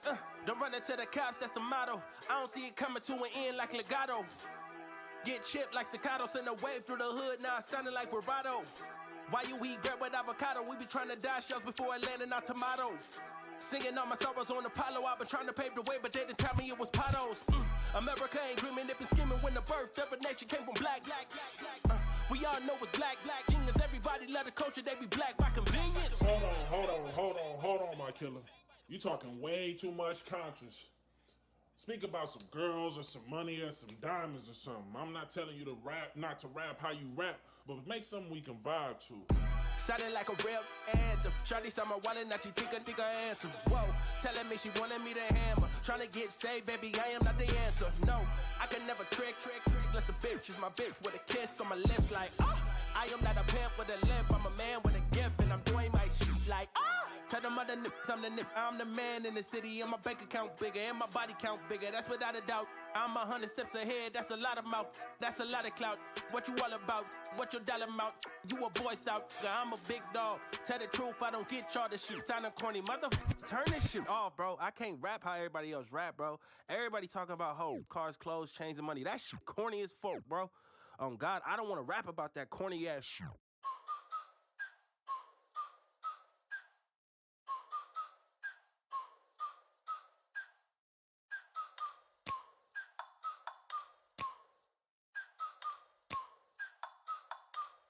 Like, ride with me if you ride with me, you can slide with me if you feel like 550 on the 5 sticky, come get high with me, that's a deal, right? Ride with me if you ride with me, you can slide with me if you feel like 550 on the 5 sticky, come get high with me, that's a deal, right? That's a deal, right? That's a bet, right? That's a bet, right? That's a deal, right? That's a deal, right? That's a bet, right? That's a deal, right? That's a deal, right? That's a bet, right? That's a deal, right? That's a deal, right? Ayy, coming down like precipitation. I ain't never met a limitation. Hater plotting my elimination. Gotta go to Google for the information. I'm a superstar, so I gotta shine. Top dollar be the bottom line.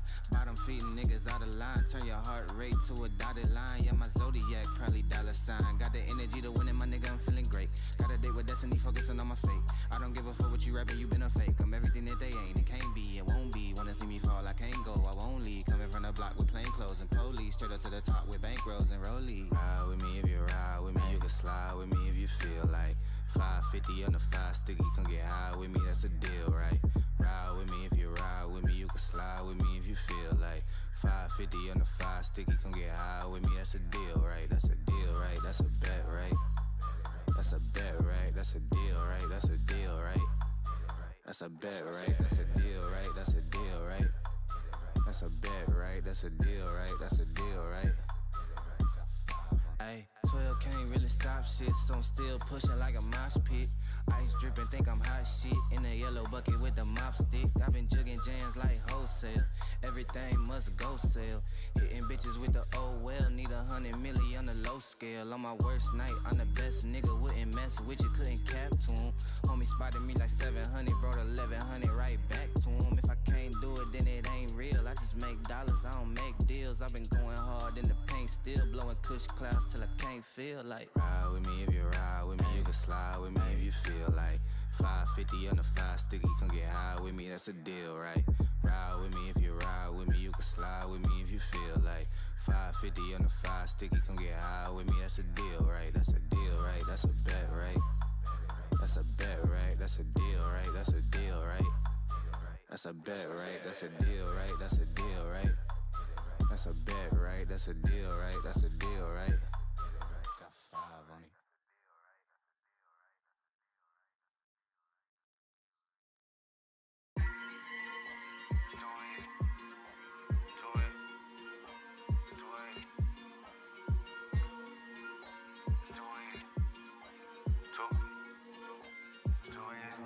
I can do this with my eyes closed.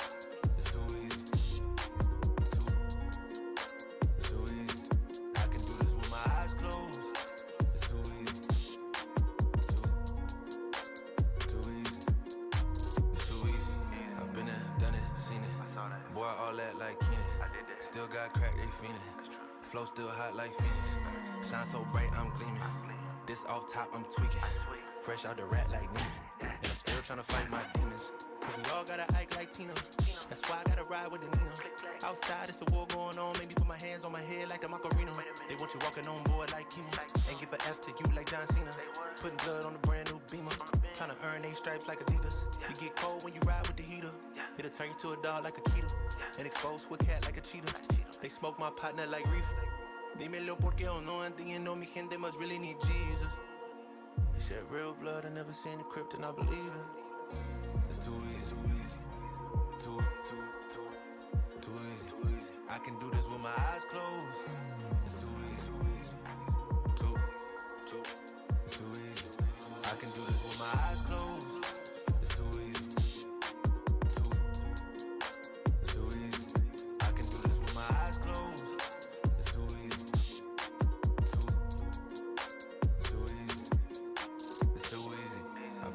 Done it, seen it. Y'all just talk, don't live it. And just took that route, that seen it. And I'm so outspoken like Reason. Jimmy Neutron, boy, young jeans. And I'm a self-made man out of Sweden. And it's still off top, I'm tweaking. But I still gotta fight my